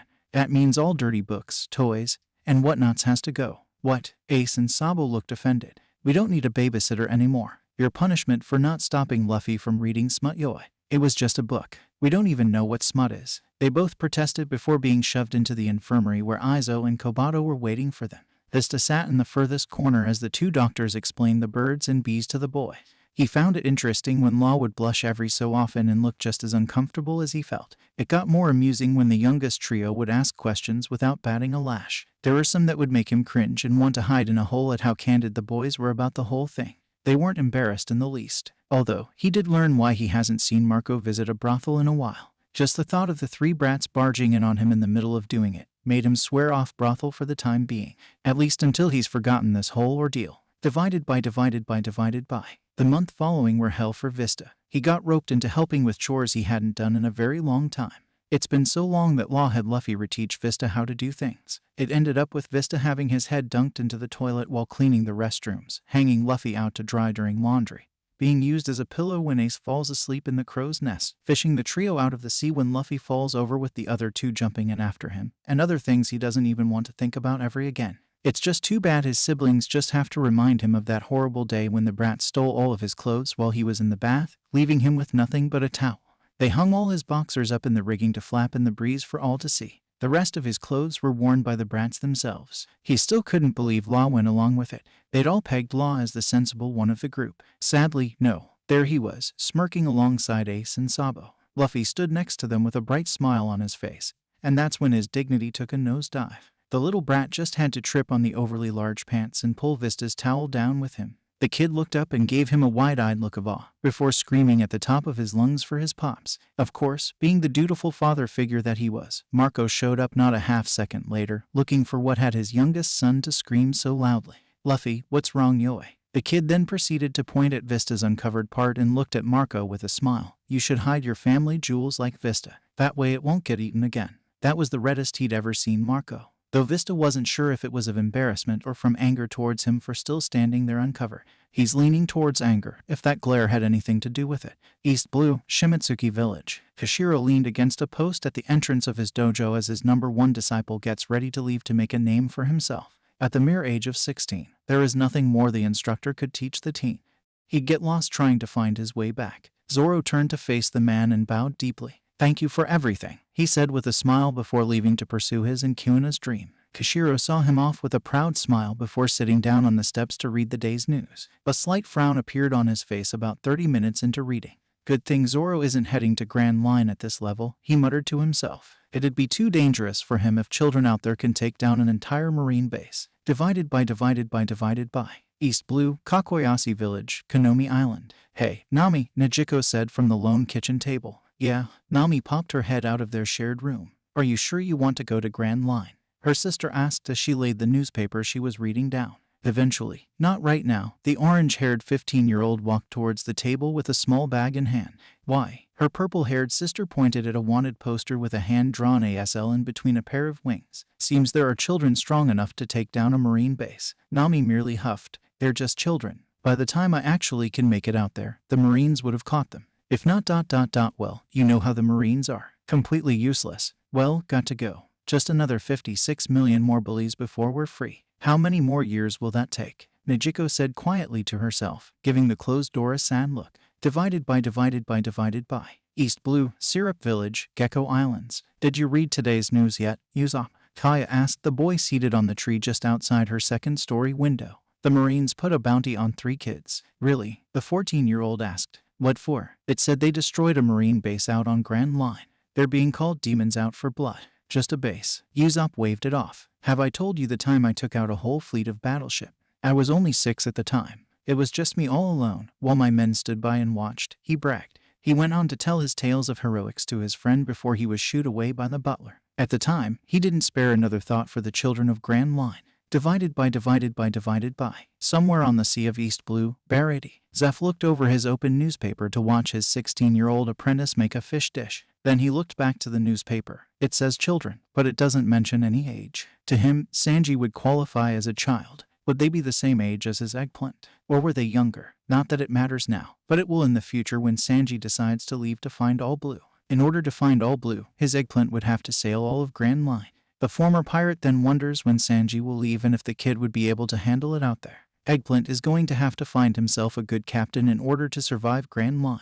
Zeph slammed the newspaper down on the countertop after heaving a sigh. He'll think about it later when the kid's ready to leave. Right now, he has a fish to save. Sanji, you're doing it all wrong. What did I do wrong this time, shitty old man? The blonde yelled back. Everything. Divided by. Grand Line, Drum Island. It's been almost a year since 11-year-old Chopper studied under Kura, and he's still afraid of her strange ways. Doctorine is nothing like Doctor, who is very caring and encouraging. Nonetheless, he's never been more afraid of her than now. Chopper goes to hide behind the door frame, unsuccessfully, much too afraid to go any closer to ask her a question. The older woman is currently cackling at something in the newspaper. The young apprentice decides that he'll just ask later, when Doctorine is less scary and sneaks away. Divided by. Some island on Grand Line. Nico Robin shook her head sadly as she read the news. She couldn't believe the government actually put bounties on more children. While their bounty isn't as high as hers was, it was still a shocking amount for just children. Not that she has any room to worry about them, she only has time to worry for herself. Jumping off the barrel, she ran deeper into the dark alley when some bounty hunters managed to find her and ducked into an abandoned building. Still, she wondered what the boys did to warrant a bounty. There's no point in believing everything in the newspaper. Her own bounty came from a lie from the world government after all. Divided by. Grand Line, Water 7. Anki, here's the newspaper. Mazu handed their blue-haired leader the rolled-up paper. Frankie took it with a look of disgust. Why should I care what's in the news? It was in front of the door. Kiwi shrugged. Nothing in the news is important, Frankie said as he stood up and got louder. What is important is that I hit the jackpot last night. You know what that means. Party. Super. Divided by. News coups do not fly through Florian Triangle. So, sadly, Brooks has nothing to read to alleviate his boredom. Law, Ace, and Sabo went up on deck after leaving Marco to watch over Luffy. As much as they wanted to stay, the three of them decided to inform Whitebeard what happened. Shanks and Mihawk went back to the red-haired pirates to check up on them and make sure they weren't too drunk to leave the island that night. And Thatch went to the kitchen to check over the menus for the boys with Kobato to make sure Luffy will be okay with it. As soon as the three of them reached the deck, they were greeted with the sight of a group of people they recognized from the Coliseum. In the lead is the freak that's way too obsessed with their Luffy, literally drooling as he gushed about their brother. Oh my god, I can't believe I'm on the ship that carries Luffy-senpai. This huge deck must be where Luffy-senpai trains. And this is where Luffy-senpai watches the sea. And this, actually, the open deck is where Luffy likes to run naked and trip people. And that's where Luffy likes to get his ass tossed overboard so everyone else has to take a dip with him to save his soggy ass. Who dares to say such vulgar things about the mafia boss stared in shock once he turned around to the speaker. I dared, Ace said with his arms crossed, glaring at the group. Lulu Luffy-senpai's brothers. The man melted to the ground in happiness. What are you lot doing on board? Law asked the group. This is a rare chance to see the Whitebeard pirates ship up close without the threat of being killed or thrown overboard. A man with two black eyes and super tall shoulders with boxing gloves on said condescendingly before relaxing his tone to add, and to thank that kid. That shimp's got guts. I'd also like to thank you. The giant of the group nodded towards Ace. Even sitting on the ground next to Moby Dick, the giant still towered over the ship. A few of us were the toys in the factory when you were fighting with Sugar. I only saved you guys because Luffy said to take this Sugar person out. Ace huffed and turned his head away before turning his head back to ask, everyone made it all right. Of course we did, the blonde with the fancy outfit said as he flipped his hair back. I, myself, made a beautiful exit without a burn on my person. Right, whatever, said the boxing guy as he rolled his eyes. Thankfully, we landed in water, so the fire didn't get us too bad. Those who could swim helped those who couldn't. And where is our savior? A large man with a pointed head asked. I'd also like to thank him for restoring my head. Luffy's resting, Sabo answered. He's had a long day. They all nodded, understanding that the days even would be much for someone that young. though they thought he was much younger than he actually is. Can I take a peek of Luffy senpai's sleeping face? The annoying man with green hair stuttered. No, the three brothers glared. You are to stay away from our Luffy, Sabo said. Far away, you creep. Ace cracked his knuckles. Creep. Law drew his sword and pointed it at the creep. That's right. Your stalker-like tendency is creepy, and we'd appreciate it if you would stay as far away as possible from our brother. Bartolomeo took a couple of steps back with his hands up in front of him. Wait a minute. It's not like I can follow him or anything. I don't plan on joining Whitebeard, and everyone knows not to mess with anyone from his crew. I'm just admiring Luffy senpai. He's so cool and awesome. His fighting style is so graceful. Ace cut him off as he starts to babble and drool. Yeah, well, we're telling you to stay away from him, even when he sets out on his own. Oh, so the brat's going to set off on his own one day. The boxer grinned. In that case, I can just tell him my thanks then, away from his overprotective family. The old man with the pointed head laughed. I didn't think a brat with that much potential would sail under anyone for long. Come along, Sabo. We can give our thanks at a later time. The three of them left with the old man laughing. Ace and Sabo ran to the railing to yell after them, even while everyone else followed Chinjao off the ship. We were talking to all of you. Stay away from Luffy, you creeps. They both turned around to see the green-haired man still there. Especially you. You just had to open your big mouth, Law muttered. Luffy senpai is going to sail as his own captain, the mafia boss said with stars in his eyes. Do you think you can get me his autograph? He asked, completely unaware of the danger he's in. Law shredded the poor mafia's clothes, leaving him in his boxer. Bartolomeo looked down at himself in shock before looking back up to see two streams of fire come towards him. People off the ship watched as a nearly naked man jumped off the huge ship, screaming as he runs away. The captain of the red-haired pirates slowly, with a forced calmness, set down the den mushi. There was an eerie silence over the normally boisterous crew. Not even a minute ago, the whole crew watched with growing anger as their captain and the people on the other end of the call got in a shouting match. At first their first mate tried to calm their captain down, but as the conversation continued, Ben only stood by quietly, not even bothering to calm Shanks down any longer. He was in agreement with his captain this time. This isn't the time to be waiting on standby. They should be moving, doing something. Ben knew that if Shanks had the power, he'd teleport them to where they need to be right this minute, but they are currently much too far to do anything this instance. It would take them months, depending on the weather, to get them to Dressrosa. He watched as his captain slowly turned to face his crew, with his head hung low before lifting it to show his simmering anger. Ben, Shanks said with calm that was not normal on this man, set course for Dressrosa, but we're stopping 2 islands away. He didn't bother to explain the reason for their sudden change of course. He knows they know. He's pretty sure anyone within a 5-mile radius of them would have heard with how loud he was. We have a kid to save. The crew roared in agreement before rushing around to change their direction. Even if they had to wait for whatever it is they had to wait for, they're not going to sit around and just wait. They're going to do what they can to save the strange kid that brought joy to their ship during his and his brother's short stay with them. So we're just to somehow get in the Marines' way and stall a few of their ships? Ben asked quietly, watching the flurry of movements before them. It'll be too suspicious for 2 emperors to show up just to save 1 kid, Shanks sighed dejectedly. As much as I want to just storm that island as soon as I can. Even I know how dangerous it would be for Luffy to have connections to us on top of being Whitebeards. He hasn't even started his journey for Raftel yet. Ben placed a comforting hand on his captain's shoulder. It sounds like they have a plan. I'm sure the kid'll be all right. Don't forget that he's got a crew of overprotective family. 3 of them are borderline possessive. I'm sure they want to be the ones to save him themselves. Makes me wonder what kind of plan they have. They're a crazy bunch like that. Shanks gave him a small grin. Yeah, you're right. And I'm sure Luffy will be able to take care of himself until they get there. Ben silently agreed, remembering the scare the kid gave him and his captain during his stay with them.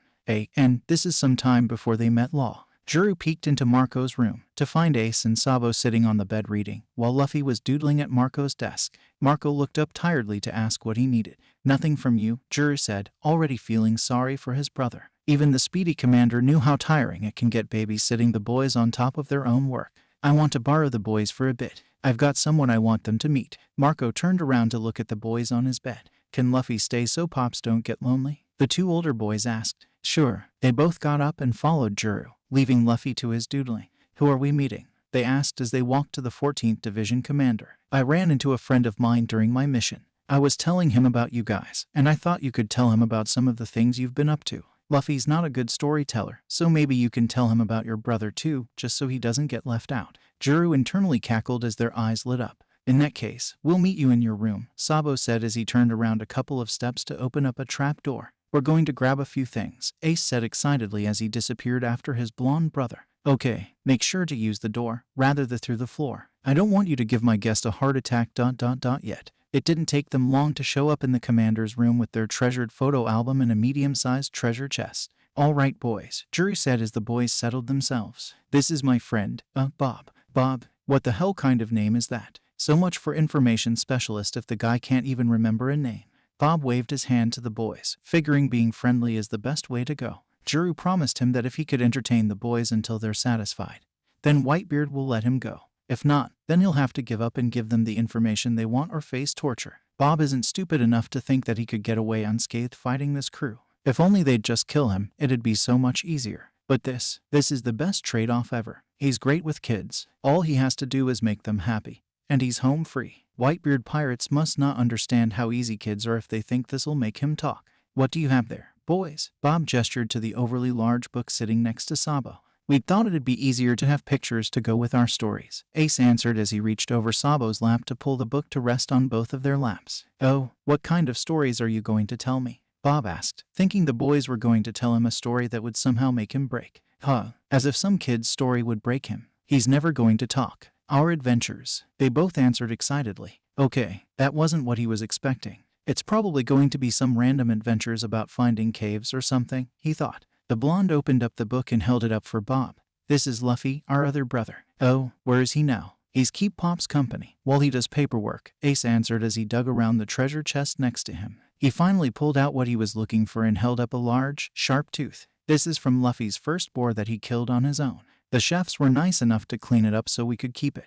We were on this strange island that had lots of cool animals. We were really wanting the colorful bird, but it kept getting away from us. Luffy did manage to get himself carried away by it though. When it grabbed him, they took turns telling their tale. And then when it finally landed with Luffy still in its grip, a boar came out and charged at the bird. Then Luffy, wanting to save the cool bird that took him flying, decided to attack it.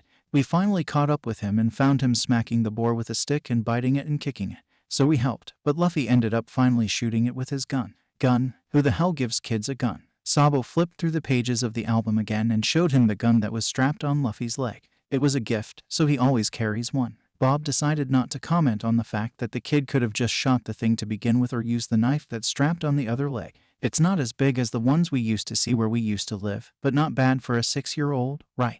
6? The kid was only 6. No wait, back up. Not big. By the size of that teeth, that's got to be a decent-sized boar. He didn't even get to comment as they plowed right on. Oh, and this is when, divided by. It was one outrageous story right after another. After a while, Bob looked over to see Juru doing some work at a desk, not even paying attention to what the boys were saying.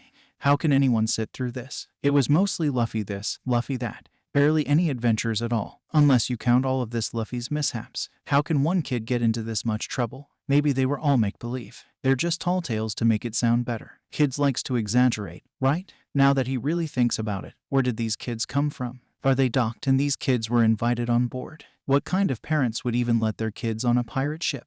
No, these kids have traveled around. Maybe they're from a merchant's ship. There's no way they're with Whitebeard, are they? No respectable pirate would have kids this young on their ship, unless they're slaves. But these kids has too much freedom to be slaves. One of the crew members' child. Are you okay? Sabo asked Bob, breaking the man out of his thoughts. You spaced out. It was that moment that the ship lurched violently, causing Bob to fall off his chair, while the boys just sat there as if it were a normal occurrence. Maybe he's hungry. You want some snacks? Ace asked. Bob slowly got back up, readying himself for if another large waves comes by. He nodded. Yes, a snack would be great. It'd be a great break that he'd need from listening to the boys going on and on about some Luffy character that he does not ever want to meet if the stories are true and not made up. And his ears are burning from listening to those two ramble nonstop.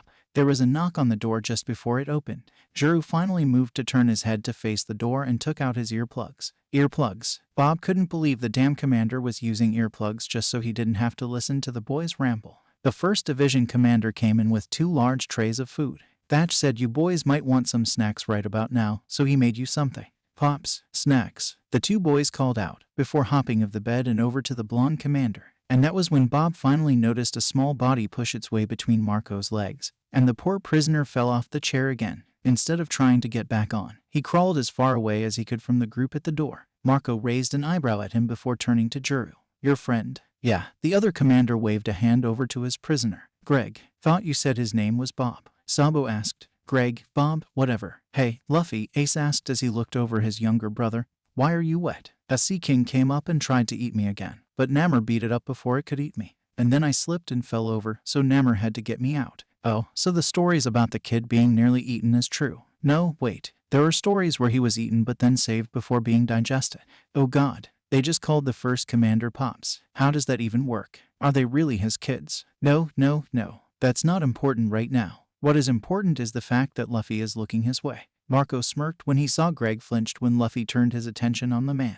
Your friend seems ready, Marco commented when the man started shaking when Luffy took a step towards him. Hey, Ace, Sabo, Luffy said. His wide eyes caused Greg to start sweating. Why's he scared? At this point the prisoner was waving his hands around in front of him, trying to keep the boy away from him. If he could form words, he'd be yelling by now, but as it is, his mouth just isn't cooperating with him. Huh, that's weird. We just told him stories of adventures that we've had, Sabo said as he scratched his head. Marco turned to Juru with a humored look. Why didn't you just give him up to the boys like usual? You know the boys like having bait for sea kings. Bait? They really do that? Thought this would be less cleanup. Juru shrugged. Wait, both Ace and Sabo shouted, causing the prisoner to curl up on himself. You made us tell stories to a prisoner. I thought you'd like to have someone new to talk about Luffy. Besides, baits take too long to crack, and this guy is almost ready in just an hour. The boys just grabbed the plates from Marco and stormed out of the room, with Luffy following.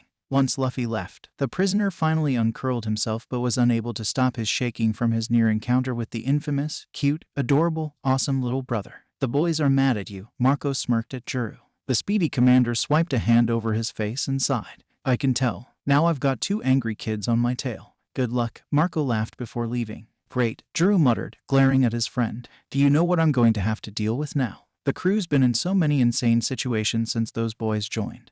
And that's saying a lot, considering we've sailed all over Grand Line. If only you cracked earlier. So what'll it be? Talk now or bait? TT talk. I'll talk now. Please don't make me sit through that again. The prisoner said so fast that Juru almost couldn't understand him. Please, I don't want to be anywhere near them. Luffy, oh my god. Luffy, he's real, and is on this ship. What kind of kid tries to befriend a tiger and want to keep it as a pet? Juru waited patiently with a grin as the man continued to wail about the many stories the boys told him. It's the most he could do after making the poor guy sit through the boys rambling of their baby brother. Juru's actually quite pleased that his idea worked. It's just too bad the boys won't do it again. You know, all those stories they told you were all true. Marco was with them most of the time and confirmed their stories. His grin grew more wicked as the man quickly spouted all the information he knew, even the irrelevant things that Juru didn't care to know. Marco could tell it was time for him to wake up and start his day. His room was bright enough for him to see it was already morning from behind his eyelids. After mentally going over the list of things he needed to do for the day in his mind,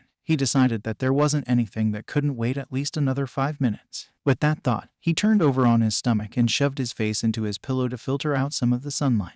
Just as he settled himself, he felt a puff of warm air against his left shoulder. He tensed as he slowly opened his eyes to see who. It had to be a who and not a what, because what could possible in his bed that breathed warm air was in his bed with him. He didn't remember visiting a brothel, not to mention that he's sure he's still on the ship because of the soft rocking of the waves. Unless he was actually drunk enough from their party last night that he didn't remember bringing a woman on board to his room, which he didn't think was possible. His devil's fruit power doesn't let him get that drunk, or at least that's what he thought. When his eyes finally focused, he saw a tuft of black hair on what he supposed was a small head. He couldn't tell, seeing as the head and the rest of the body are hiding under the blanket. Dread set in as he removed the blanket to see the rest of the body. There, laying on his bed, was a small boy, looking no older than 6 or 7, wearing his purple jacket. Shock, that's what he was feeling. Shock. Shock that there is an unknown kid in his bed. Shock that said unknown kid is wearing his shirt. Shock that he has no fucking idea where this kid came from. So shocked that he unintentionally screamed and kicked the boy off his bed and into the far wall. The sound of the boy crying out in pain from his kick and the landing snapped Marco out of his shock. He quickly got off his bed to rush to help the boy. In his rush, he didn't notice 2 other boys sit up from the floor next to his bed and rub their eyes, about ready to question what all the noise was.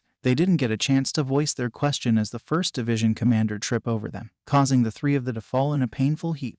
Oh, the 2 boys he tripped over complained as they rubbed their heads. What was that for? What was that for? What was that for? What are you kids doing in my room? Marco screeched, causing both boys to flinch and cover their ears. You never got mad before, the darker hair of the two said. Huh. He didn't have time to process what was said when his door was flung open by Ace with the rest of the commanders behind him. Marco, what happened? We heard a scream and lots of noise. Did you take out the intruder? Marco sighed from his place on the floor and ran a hand through his hair. Leave it to Ace to assume there's an intruder in his room, ignoring the fact that the intruder would have had to sneak past everyone else on watch. Everything is fine, though we do have intruders, yoy. He pointed to the two boys near his bed before getting up to check on the one he kicked. The kid was sitting here happily as if he wasn't just kicked and knocked into a wall, holding his arms out, asking to be carried. Marco picked the kid up but wasn't able to check him for injuries as the boy grabbed his neck for a hug and pouted.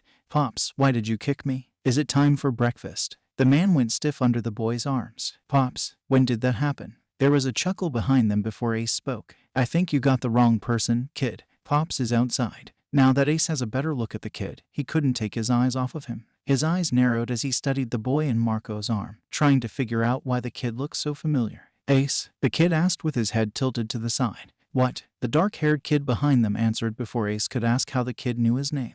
That caused everyone in the hall, Marco, and Ace to look at the freckled kid. What? The kid asked again in irritation when they all looked at him. Marco heaved a sigh. You know what? Let's finish this topside. My room isn't made for this many people, yoy. The group of commanders made their way up to the top deck with Marco still holding the small kid, the other two kids walking on either side of Marco, and Ace bringing up the rear. The walk was nowhere near quiet as most of them grumbled about their hangover. There was no way any of them were able to think of how the kids could have gotten into Marco's room this early after a night of party.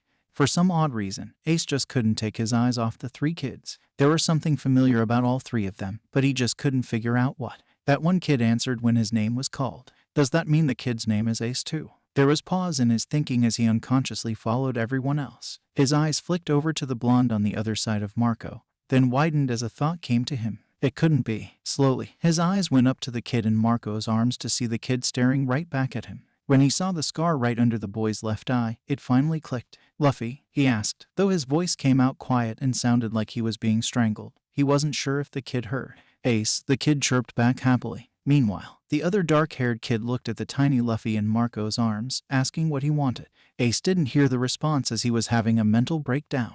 No, oh my god, no. I know strange things happen in Grand Line, but why? Why the turkey? He screamed as he clutched his head in agony. His outburst came just as they exited the halls of the commander's bedroom. Really, Ace? Of all the things to be worried about, that's what you yell about, yoy? Marco glared at him. Guys, you might want to calm down. You're scaring the kids, Thatch said. They both turned to see the two older kids glaring at Ace with flames on their fists, ready to fight. Everyone around them looked at the kids in wide eyes, then looked to Ace. Mira no mai. A passing crew member asked hesitantly. Well, that's different, Ace said bewildered. I didn't get mine until after I set out. I didn't know two people can have the same powers. Don't you mean three? Kingdu asked. Hey, Pops, Luffy tugged on the first mate's shirt. I'm hungry. Can we eat yet? Luffy, stop, Ace practically whined. Don't call him that, please. You know these kids. Haruto looked at Ace in surprise. Marco heaved a sigh. Why don't we get something to eat first and then see Pops? Maybe we can get some explanation as to how these kids got here, yoy. All three kids cheered as the two older ones ran towards the galley. Hey, wait, Haruto held out a hand to stop them and gave up. Do they even know where to go on a ship this big? I wouldn't be surprised if they knew where everything is on this ship, yoy, Marco replied as they resumed their walk. He shifted the weight of the boy in his arms to his other side. Ace and Sabo knows where the galley is. Luffy turned his wide eyes to Haruto. We go there every day. Did Haruto forget where it is? Of course I know where it is, kid. Haruto gave the kid a glare. How do you know where it is? And how do you know my name? We don't even know you. Ace watched in horror as the lips on the kid started to quiver and eyes start to water. Oh, no. He quickly took the from Marco and hugged Luffy's head to his neck. Don't cry, don't you dare cry. Ace then turned angry eyes to Haruto. Haruto, apologize right now. Why? He asked as they walked through the doors of the galley. This idiot is damn loud if you make him cry, and it's your fault. So apologize, Ace retorted. Well, what do you know? Vista said, pointing. The kids do know where they were going. The commanders turned their head to their table to see the two older kids sitting and waiting for them. Thatch, hurry up. Food, they both called out. Thatch rubbed the back of his head resignedly as he walked towards the kitchen area. I guess I'll go get our breakfast then. Better bring out a lot more than usual, Ace said with a frown as Luffy sniffled. A lot more. The two boys stood on the bench as they neared, looking to Luffy in worry as Ace rubbed the boy's back soothingly. They then glared at Ace and lit their shoulders on fire. What did you do to our brother? Technically, he's my brother too, Ace muttered. No one but Luffy heard him. He set Luffy down on the bench when the boy wiggled to be free. The boy ran into both of his brother's arms and wailed, Haruta, don't remember me. I don't think anyone here besides Flame Brain knows who you brats are. Haruta jerked a thumb in Ace's direction, a little put off that he's the reason why a kid is crying. Think about it, Yoi, Marco said as they all took a seat when Thatch came back with a few other chefs and trays of food for their table. They obviously know you and Thatch by names and most likely everyone else here. We don't know him. The two older kids pointed to Ace with a glare, not liking that this unknown person was holding their brother. Marco ignored that and continued on. Look at that kid very carefully. And I'm sure you'll recognize him, he pointed to the older brunette boy. Don't forget their display of devil fruit's power, Yoi. While you guys figure it out, I'm eating, Ace said as he took a seat next to the kids and started shoveling food in his mouth. And Thatch, he said with his mouth full, we're going to need more food. Huh, but I did bring extra food, Thatch said, confused. For the kids, right. He stopped the last of his helper and asked him to bring more food anyway. Yeah, but you only brought enough for normal kids, Yoi. Marco pointed to the 3 small plates set in front of the kids, who haven't even looked at their food yet. The 2 older ones were still trying to console the youngest. I could finish off half a bear at their age, Ace commented as he ate. There was a collective slamming of hands on the table, causing the plates to clatter, as the commanders all stood from their seats to stare at the kids, specifically the older kid with dark hair. The kids were startled enough to look at them with wide eyes of confusion and fear. Even Luffy was startled enough to stop crying and looked at them fearfully and gripped his brother's shirts. Then as one, the commanders looked at Ace, then back to the kid, and back again. Ace merely nodded, knowing what they're thinking. No way, Haruta whispered. How'd that happen? Vista asked as he twisted the ends of his mustache. By this point, more food has been delivered to the table, and Thatch had to ask for more because there was no way that was enough for even one little Ace. Why are you guys staring at us? The 2 older kids asked. Because we just realized that you really don't belong here, Haruta answered. What's that supposed to mean? The 2 older kids yelled as the youngest began to wail. They don't want us anymore. Aw, come on, Luffy. Ace waved a drumstick in front of Luffy. That's not what he meant. Here, have this. It'll calm you down. What Ace really wanted to do was punch the kid on the head. But he didn't want the other 2 to retaliate, especially when they looked like they were ready to bite his head off. There's no need for that right now. Luffy sniffled before tentatively taking the offered meat. Really? Yeah, really, Ace said as he went back to his food. What he meant was that you guys are from a different dimension. You're in the right place and yet not. What's that mean? It's kind of like being on the other side of a mirror, the blonde kid explained. You know how everything looks the same when you look in the mirror? Luffy nodded. Well, it's kind of like that. So we need to go back to the other side, and everybody will remember us. Yeah, the blonde agreed. Luffy cheered and went on to attack the food laid out for them. Leave it to Sabo to know how to make Luffy to understand. Guys, meet Luffy, Sabo, and me, Ace said as he pointed to each of the kids. How do you know they're from a different dimension, rather than your past? Namor asked as the kids started eating, though the younger Ace and Sabo were listening. Because of a lot of things. I didn't get my devil's fruit until after I set sail. I think it was about a year ago. I'm 3 years older than Luffy. This Luffy looks much younger, and he talks funny. I've never pampered Luffy. Sabo was the nicer brother, but even he didn't pamper the kid. Sabo died when we were only 10. And the biggest one that I'm surprised you didn't pick up is that I didn't live on Moby Dick when I was their age, the older Ace explained. They know you guys and called Marco Pops. Luffy's still 3 years younger than us, Ace and Sabo said, not looking at them as they continued their eating. He just needs more food so he can grow more. We're 13. Thatch quickly got up mid-eating to rush to the kitchen once he's seen how the kids eat. It was apparent that what was brought out is not nearly enough, especially if the youngest one needs more food. The kid looks like he's 7, not 10. He's getting them more food. What's gotten into Thatch? Flamingo asked. The older Ace smirked as he replied. He must have realized that my brothers eat just as much as I do. And another thing, Ace sighed. I was never this in sync with Sabo. You guys are weird. And how the hell did you both end up with the same fruit powers anyway? The 2 kids shrugged. We both ate the Mira Mira no Mai. That still doesn't guarantee that 2 people would get the same power, Juru said. The Marines have done tests, and it's always 1 fruit power to 1 person until that person dies. We're special, they shrugged again. Thatch rushed back with a few others trailing behind him and placed more food in front of the boys. Is this enough? He asked frantically. Younger Ace and Sabo looked at the food before nodding and went back to eat. Oh good. By the way, Ace, Thatch looked towards the commander with a grin. Why were you freaking out earlier? Older Ace sent Thatch a glare. How would you feel if a version of you called Marco Pops? Ace nodded in agreement after seeing Thatch's grin fall into an indescribable horrified look. Right, So how did you boys end up with us? Izo asked, ignoring the idiots. We kidnapped Pops. Then Grandpa told Grandpops to keep us, and Grandpops said okay. So we stayed, Luffy answered happily. Wait, what? Ace, along with all the other commanders, gave the kid a confused look. It all started with us kidnapping Marco, Sabo translated, and the idiot we kidnapped him for called Whitebeard up for ransom. Of course that didn't go well. We ended up staying on your ship for the time being. I'm assuming Whitebeard called Garp to take us to some orphanage. And well, you know, Sabo tilted his head to the older Ace, we couldn't be left at some unknown place, and we couldn't go back to Dawn. So Garp asked Whitebeard to take care of us. The shitty old geezer asked a pirate to take care of you. Ace asked at the same time as a few other questions. You kids kidnapped Marco. You're related to Garp. How did Marco end up as Pops? A loud laugh interrupted anything anyone else was about today. Everyone's so lively today. Whitebeard laughed as he entered the galley and took a seat at the end of the commander's table. Where did you boys come from? He asked the kids with a warm smile, not wanting to scare them. Marco's bed, Thatch answered with a snicker. Whitebeard raised an eyebrow at that, causing Marco to sigh again. He pointed to each of the kids. They're from a different dimension. That's Ace, and his brothers Sabo and Luffy. Luffy held his arms out to Whitebeard, Grandpops. He wanted to give the man a hug, but his brothers held him back. That's not Grandpops, Luffy, they both said. Remember, we're in a mirror. This one doesn't know us. Oh, Luffy looked down to his lap sadly. Whitebeard offered the boys a friendly smile and held out a hand to the boy, who immediately took hold. The captain brought the boy to his lap. Nonsense. If one of myself has grandchildren, then so do I. I'll be your grandpops until you get back to your own place. He gave the smiling boy a rub on the head. Luffy then went on to tell the older man about how his life and how much fun he had on the other side of the mirror. Whitebeard smiled at the boy throughout the boy's rambling but kept half an ear on the conversation taking place with the commanders. So now we have to figure out how to get the boys back, Atmos said as he crossed his arms and closed his eyes in thought.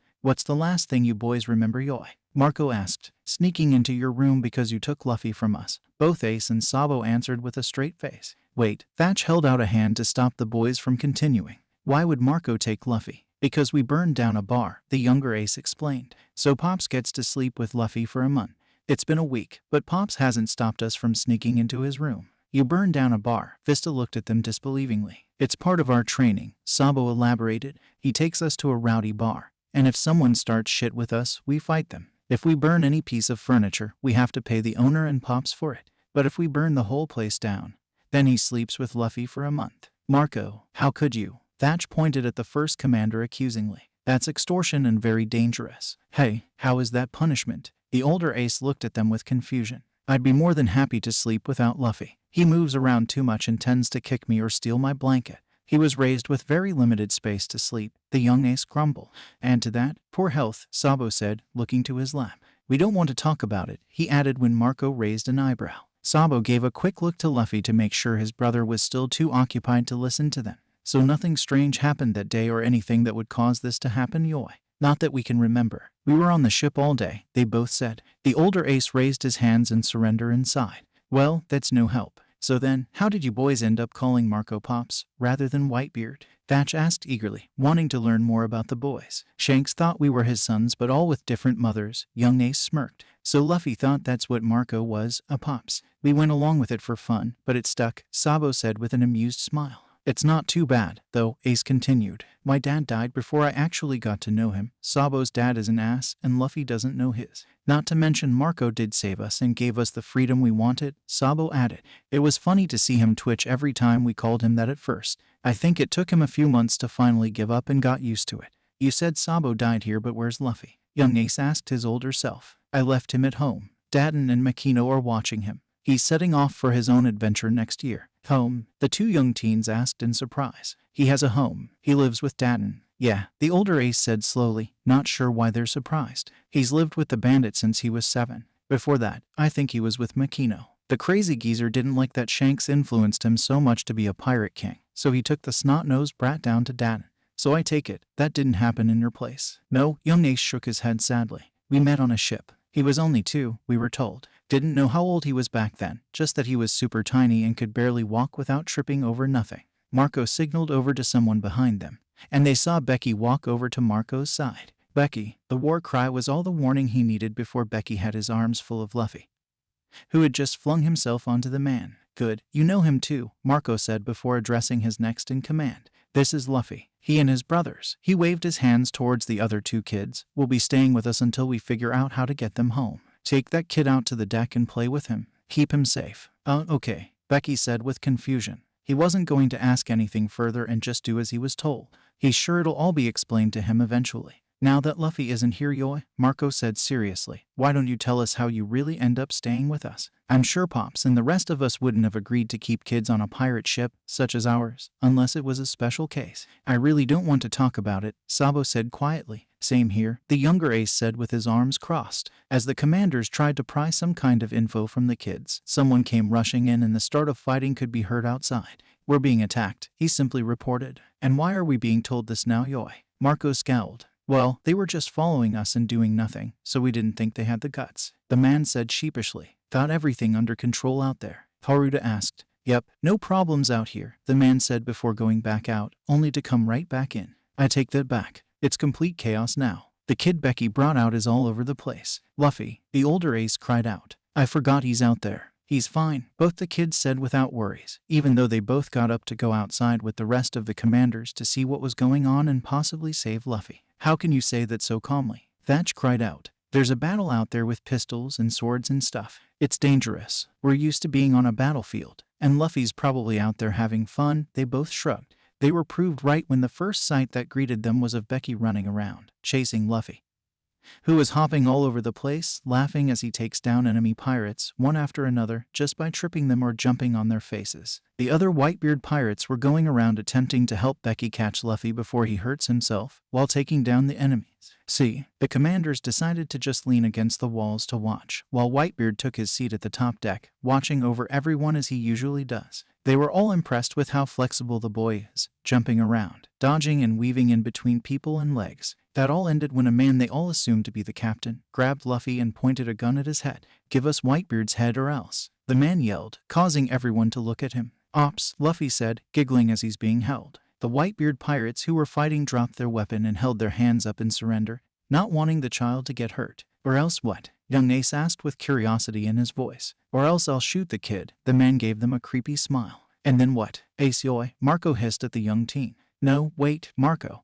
The older ace whispered from behind Marco, barely hiding a smile. Let's see how this goes. If anything, we can just fry them. Don't worry about Luffy. He'll be dead, of course. What are you, an idiot? The other captain screamed. Nah, I think the idiot is you, Sabo said, suddenly appearing on the rail behind the man, with his pointer finger pointed at the captain's head with his thumb up in a shape of a gun. The sudden sound of someone behind him startled the captain, but not enough for him to drop Luffy. We'll give you 5 seconds to drop our brother, the younger ace said from his original position, not having made a move since coming out on deck, but this time he also had his pointer finger pointed at the man with his thumb up.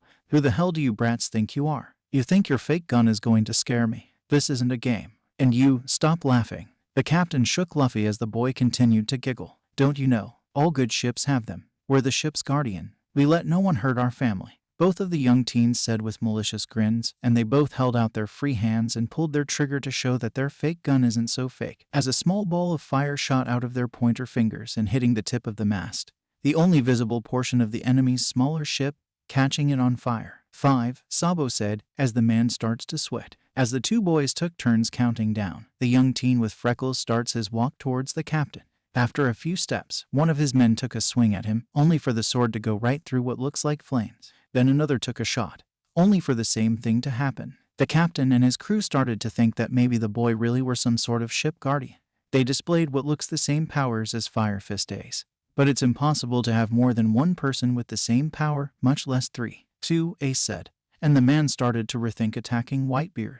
Maybe he could take one of them down with him. He quickly glanced to his right where the nearest Whitebeard stood with his hands up, watching the boy and his arm with worry. Before either one of them could say one, Luffy threw his head back, stretching his neck a bit, and brought it back as hard as he could at the captain's face. The force wasn't hard enough to knock the man out, but it did cause the man to let go of Luffy. Didn't you hear my brothers? Luffy said with a blank look, standing on the man's chest with his small pistol pointed at the man's face. No one hurts our family. With that parting words, Luffy shot the man in the forehead, killing him instantly. Luffy, Sabo scowled. We didn't finish our countdown yet, but he was going to shoot Becky. Luffy pointed to the 1st Division crew that was closest to him. Oh, well, then that's okay, Ace said as he approached his brothers, giving the dead captain a kick. The rest of you should scram before we change our minds. He absently waved his hands behind him to the rest of the enemies. The entire deck went quiet when Luffy fired his shot, surprised that a boy his age was able to kill someone without batting an eye. Once Ace told them to scram, the now captainless crew scrambled to their now burning ship.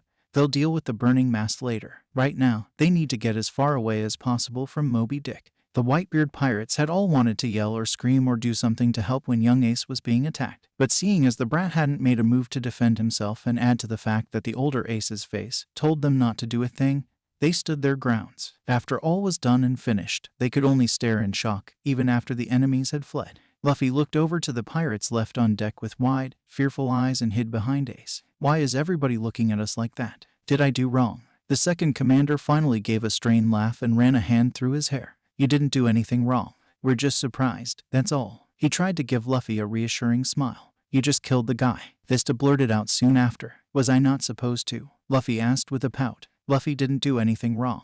Both of the young teens shouted and stood protectively in front of Luffy, having finally remembered that these aren't their family. These people don't know them and didn't know what these pirates would do to them. Marco and the older Ace glared at Vista for making the boys feel bad. That's not what he meant, Yoy. We just didn't expect you kids to do something like that, Marco said to placate them. We may just be cabin boys from Moby Dick, but we're still pirates. We mean it when we say we won't let anyone hurt our family, different dimension or not, the young teens said, lowering their guard. Cabin boys. I actually thought you kids really were Moby's spirit. What with how you just appeared out of nowhere in the middle of the sea? Becky sighed in relief. The older Ace finally walked up to them and ruffled Luffy's hair. Funny how after Sabo died, I was left with a little brother to toughen up, and here you guys are kicking ass. Not bad. The rest of that day was spent with the commanders spending time keeping the boys occupied, playing with them. A few of them were still trying to get some information of their past. The kids slept in Marco's room that night, since that's where they wanted to sleep. The next morning, Marco found them gone. He and everyone else looked for them, but they were nowhere to be found. Maybe they made it back home, Ace said. I hope so, Yoy, Marco said tiredly. Whitebeard had a thoughtful look on his face before he announced, grandkids are nice. No, was all Marco declared and walked away before someone decides to say something to annoy him again. Okay, sadly the chapter is over. And if you enjoyed the video, just leave a like and subscribe with post notification, so when the next chapter is ready, you will be notified. Okay, see you in the next video. Bye.